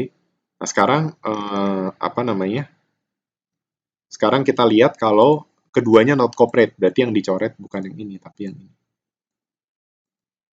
Ini aku coret biar kalian nggak gagal fokus. Ya, player 2 not cooperate, player 3 not cooperate. Hasilnya adalah 45 atau 55. Lebih baik yang 55. Atau ini. Oke, seperti itu. Maka kita bisa nyimpulkan bahwa untuk player 1, cooperate itu adalah dominan. Not cooperate itu selalu lebih baik apapun yang dilakukan oleh player 2 dan player 3. Sehingga not cooperate itu adalah dominan strategi untuk player 1. Nah, sekarang teman-teman bisa coba kerjakan untuk player 2 dan player 3. Lakukan hal yang sama seperti ini. Ya, jadi kalau player 1 itu ngantisipasi yang dilakukan oleh player 2 dan player 3. Nah, kalau player 2 itu ngantisipasi yang dilakukan oleh player berapa? Player 1 dan player 3. Kalau player 2. Kalau player 3 itu ngantisipasi yang dilakukan oleh player 1 dan player 2. Kayak gini sama persis ya. Cooperate, cooperate, cooperate, not cooperate, not cooperate, cooperate, not cooperate, not cooperate gitu ya. Nah, coba ini bisa di screenshot dulu soalnya ya, biar teman-teman lanjutin kerjainnya. Oke, tapi yang jelas nanti hasilnya itu adalah di sini nih. Nanti teman-teman akan dapat Nash equilibrium-nya di sini. Gitu. Ya, jadi kalau untuk level pengantar nggak susah game teorinya, cuma Nash equilibrium sama dominan strategi. Tapi intinya teman-teman bukan, oh yang penting aku tahu Nash equilibrium-nya itu not cooperate, bukan. Ya, yang penting teman-teman bisa membuktikan dia itu not cooperate atau bukan gitu ya. Karena kalau tahu mah udah lihat, udah kelihatan nih dari kecenderungannya mah ini pasti not cooperate gitu ya. Jadi yang lebih penting adalah bagaimana teman-teman bisa ngebuktiin gitu. Nah, Bicara tentang Prisoner's Dilemma, saya akan sedikit menyinggung tentang gamenya ya. Pertanyaannya mungkin nggak? Kan Nice Equilibrium itu kan keseimbangan yang base respon dari apa yang dilakukan oleh dia mengantisipasi apapun yang dilakukan oleh lawannya. Nah pertanyaannya gini, equilibrium itu kondisi yang paling ideal ya. Nah pertanyaannya mungkin nggak sih Nice Equilibrium itu bisa berubah? Misalnya bukan Nice Equilibriumnya bukan 55-55-55-55, tapi 60-60-60. Mungkin nggak sih di kehidupan nyata ya, udah tahu kalau kerjasama itu beresiko. Ya, kan kita bisa lihat tadi kalau kerjasama tuh beresiko, kita beresiko dicurangi. Dan kalau dicurangi, kita dapat outcome lebih rendah daripada kita nggak kerjasama. Nah, pertanyaannya mungkin nggak sih seandainya permainan itu berubah, nice equilibriumnya dari sini ke sini? Jawabannya mungkin. Jawabannya mungkin. Tapi itu hanya bisa terjadi kalau gamenya itu adalah infinitely repeated game.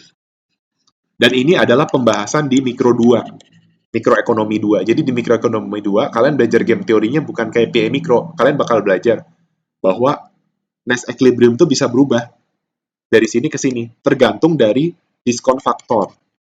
Jadi diskon faktor itu adalah faktor yang menyebabkan probabilitas mereka itu tetap kerjasama atau enggak. Gitu. Kalau seandainya, jadi ini menyangkut expected value ya. Kalau nilai harapan matematisnya lebih tinggi mereka kerjasama daripada nggak kerjasama, maka bekerja sama akan diambil gitu. Tapi kalau harapan matematisnya lebih tinggi nggak kerjasama, maka mereka lebih milih yang nggak kerjasama. Nah itu di mikro 2 belajarnya. Oke, okay? Ada infinitely repeated, ada finitely repeated. Itu pembahasan mikro 2. Oke. Okay? Nah terus yang teman-teman mesti ketahui tentang nice equilibrium, nice equilibrium itu artinya dia mengacu kepada satu equilibrium. Ya. Jadi hanya ada satu keseimbangan. Contohnya seperti ini. Nah pertanyaannya mungkin nggak dalam game teori, equilibrium itu lebih dari satu. Artinya yang dibuletin itu nggak cuma satu kotak, tapi ada dua kotak atau tiga kotak. Jawabannya mungkin. Kalau kalau kalau terjadi itu bukan disebut dengan Ness equilibrium, tetapi disebut dengan ini Ness equilibria. Artinya equilibria itu artinya equilibrium yang bercabang. Jadi equilibrium yang more than one. Dalam kehidupan nyata mungkin nggak equilibrium lebih dari satu, mungkin gitu. Kalau selama ini kita belajar fungsi linear, equilibrium itu cuma satu ya. Ketika ini bersinggungan gitu ya. Tapi kan dalam kehidupan nyata nggak selalu linear, bisa aja fungsinya itu seperti ini kan. Terus dianya begini. Tuh. Ini kan ada equilibria nih. Ini equilibrium satu, ini equilibrium 2. Atau kita sebut equilibria satu dan equilibria 2. Karena ada dua kondisi mereka bersinggungan. Nah, dalam kehidupan nyata tuh non linear, bukan linear. Linear itu yang paling sederhana, seperti itu. Oke. Okay? Jadi tugas teman-teman, saran saya uh, supaya nanti lebih lancar ngerjain soalnya, silakan teman-teman lakukan hal yang sama untuk soal ini, tapi untuk player 2 dan player 3. Ya. Saya udah kasih clue-nya ya. Player 1 tuh bacanya ini. Ini player 1. Yang paling paling kiri itu player 1. Kalau player 2 itu yang tengah-tengah. Player 3 itu yang paling akhir, paling paling pojok kanan, oke? Okay? Cara ngebacanya teman-teman tadi udah dijelasin ya, semoga pada ngerti. Oke. Okay? Kalau memang tidak mengerti silahkan bertanya. Oke. Okay? Nah, selain itu teman-teman bisa mengerjakan soal-soal sisanya. Oke. Okay? Kayak soal nomor 8 ini juga bisa dikerjakan. Oke, saya akan kasih waktu teman-teman untuk men-screenshot soal-soalnya ya. Mungkin dari soal nomor 5 dulu, silakan. Di screenshot, aku kasih 10 detik. Oke. Sekarang soal nomor 6. Silakan di screenshot dulu.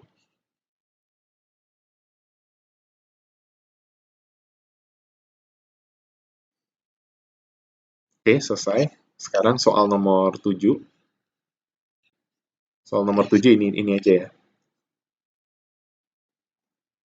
Saya kasih 10 detik untuk screenshot, silakan.